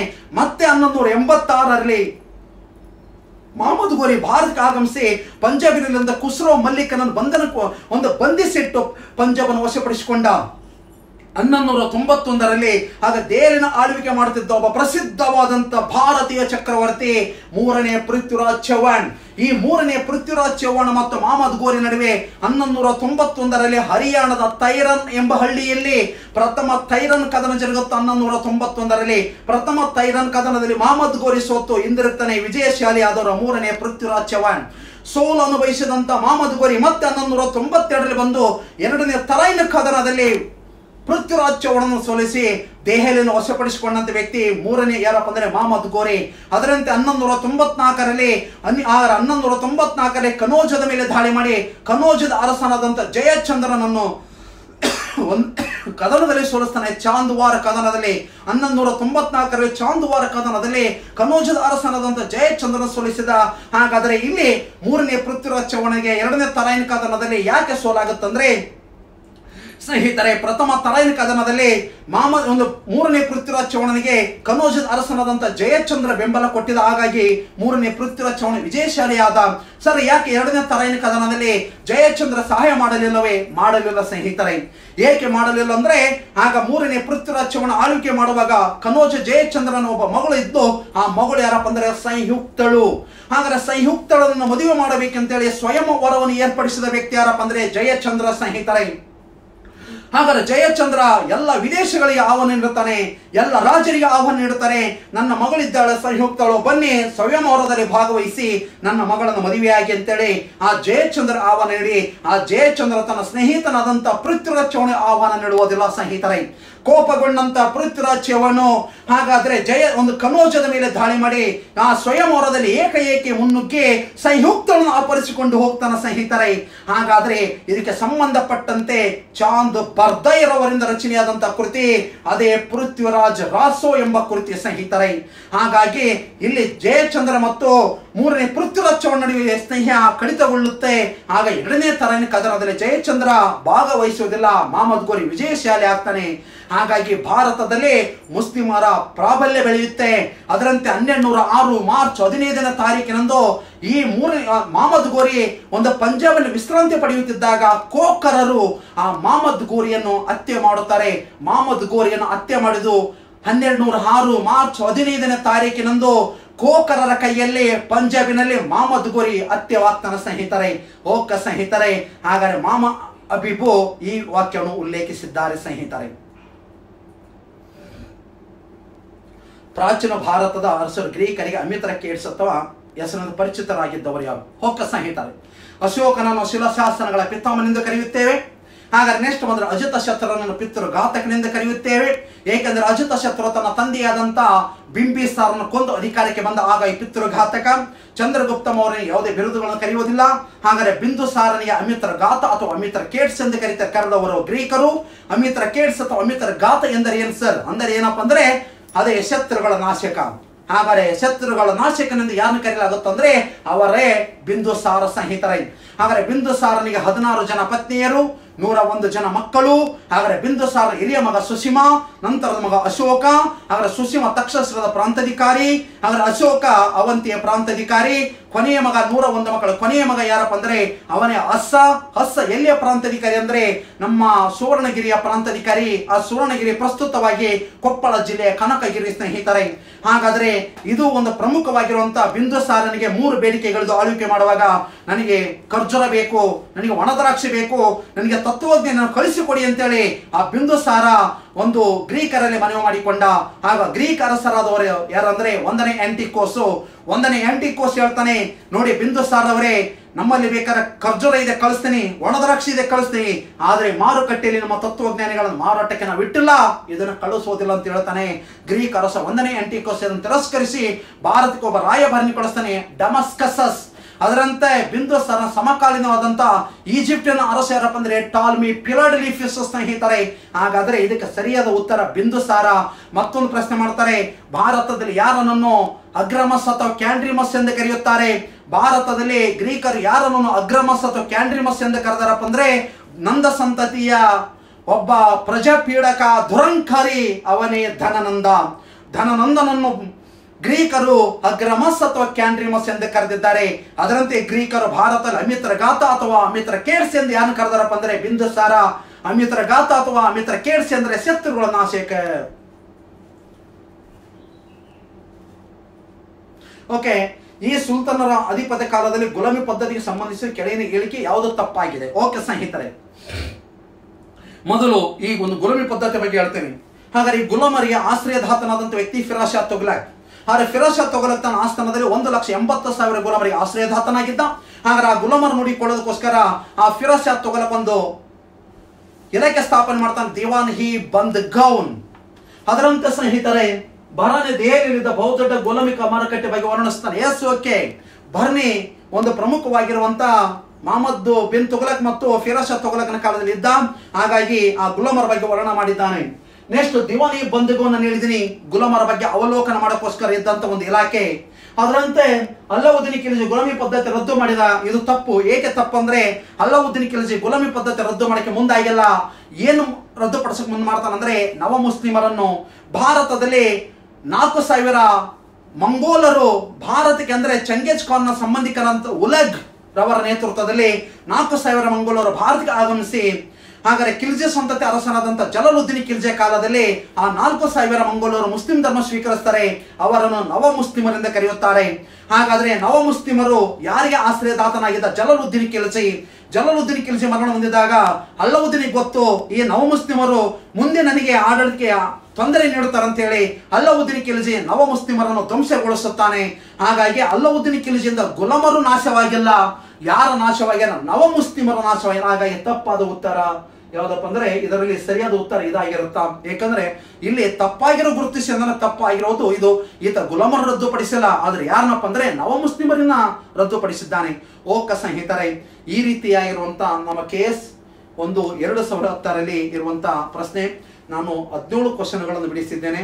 ಸ್ವಲ್ಪ ವೇಗವಾಗಿರಬಹುದು, ಏಕೆಂದ್ರೆ ಯಾವುದೇ ಪ್ರಶ್ನೆ ತೆಗೆದುಕೊಂಡಾಗ ಅದನ್ನು ಮುಗಿಸ್ಕೊಡ್ಬೇಕು. ಆದರೆ 4 ಪ್ರಶ್ನೆ ಮಾಡಿ ಮತ್ತೊಂದ್ಸಲ 4 ಬಿಡಿಸೋಕೆ ಹೋದ್ರೆ ನಿಮ್ಗೆ ಅರ್ಥ ಆಗಲ್ಲ ಅಂತೇಳಿ ಸ್ವಲ್ಪ ವೇಗವಾಗಿ ಬಿಡಿಸ್ಕೊಂಡು ಮತ್ತೆ ಈ ಪ್ರಶ್ನೆಗಳು ಮತ್ತೆ ರಿಪೀಟ್ ಆಗ್ತವೆ, ಮತ್ತೆ ರಿಪೀಟ್ ಮಾಡ್ತೀನಿ. ಪ್ರತಿಯೊಬ್ಬರೂ ಸಹಿತ ಅರ್ಥ ಮಾಡಿಕೊಳ್ಳಿ. ಇಂಥ ಕ್ಲಾಸ್ ತಪ್ಪಿಸ್ಕೊಳ್ಬೇಡಿ. ಇದನ್ನ ಇನ್ನೊಂದು ಚಾಣಕ್ಯಕರರ ಅಕಾಡೆಮಿ ಅಂದ್ರೆ ಒಂದು ಚಾಣಕ್ಯ ಧಾರವಾಡ ಯೂಟ್ಯೂಬ್ ಯಾರು ಸಬ್ಸ್ಕ್ರೈಬ್ ಮಾಡ್ಕೊಳ್ಳ ಅದನ್ನ ಮಾಡಿಕೊಳ್ಳಿ. ಮತ್ತು ಮಾಡಿಕೊಂಡು ಇದು ಪ್ರತಿಯೊಂದು ದಿನ ಮಾಹಿತಿಯನ್ನು ಹಂಚಿಕೊಳ್ತಿದ್ದೀವಿ. ಆ ಮಾಹಿತಿಯನ್ನು ಸಹಿತ ಪ್ರತಿಯೊಬ್ಬರು ಪಡೆದುಕೊಳ್ಳಿ. ನಾನು KS ಮತ್ತು IAS ಕ್ವಶನ್ ಪೇಪರನ್ನು ವಿಶ್ಲೇಷಣೆ ಮಾಡ್ತೀನಿ. ಇಲ್ಲಿವರೆಗೆ ನಡೆದಂಥ KS ಅಂದ್ರೆ ಯಾರು ಸಹಿತ ಬಿಡಿಸೋಕ್ಕಾಗಲ್ಲ, ಟಫ್ ಇರುವಂಥ ಕ್ವಶನ್ಗಳನ್ನು ನಾನು ಬಿಡಿಸ್ತೀನಿ ಮತ್ತು IAS ಕ್ವಶನ್ ಸಹಿತ ಬಿಡಿಸ್ತೀನಿ. ಆದರೆ PSI FDS ಪೊಲೀಸ್ ಬಿಡಿಸೋದಿಲ್ಲ, ಏಕೆಂದ್ರೆ ಅದರೊಳಗೆ ಅವೆಲ್ಲ ಕ್ವಶನ್ ಬಂದಿರುತ್ತಾ. ಹಾಗಾಗಿ ನಾನು KS and IAS ಕ್ವಶನ್ಗಳನ್ನು ನಿಮಗೆ ಪ್ರತಿ ಬಾರಿನೂ ಪ್ರತಿದಿನ ಸಹಿತ ಬಿಡಿಸಿ ಯೂಟ್ಯೂಬ್ಗೆ ಹಾಕ್ತೀನಿ. ಹಾಗಾದ್ರೆ ಪ್ರತಿಯೊಬ್ಬರು ಇದನ್ನು ಅಬ್ಸರ್ವೇಷನ್ ಮಾಡಿಕೊಳ್ಳಿ ಅಂತ ಹೇಳ್ತಾ ಇವತ್ತಿನ ಅಧ್ಯಯನವನ್ನು ಮುಗಿಸ್ತೀನಿ. ನಮಸ್ಕಾರಗಳು.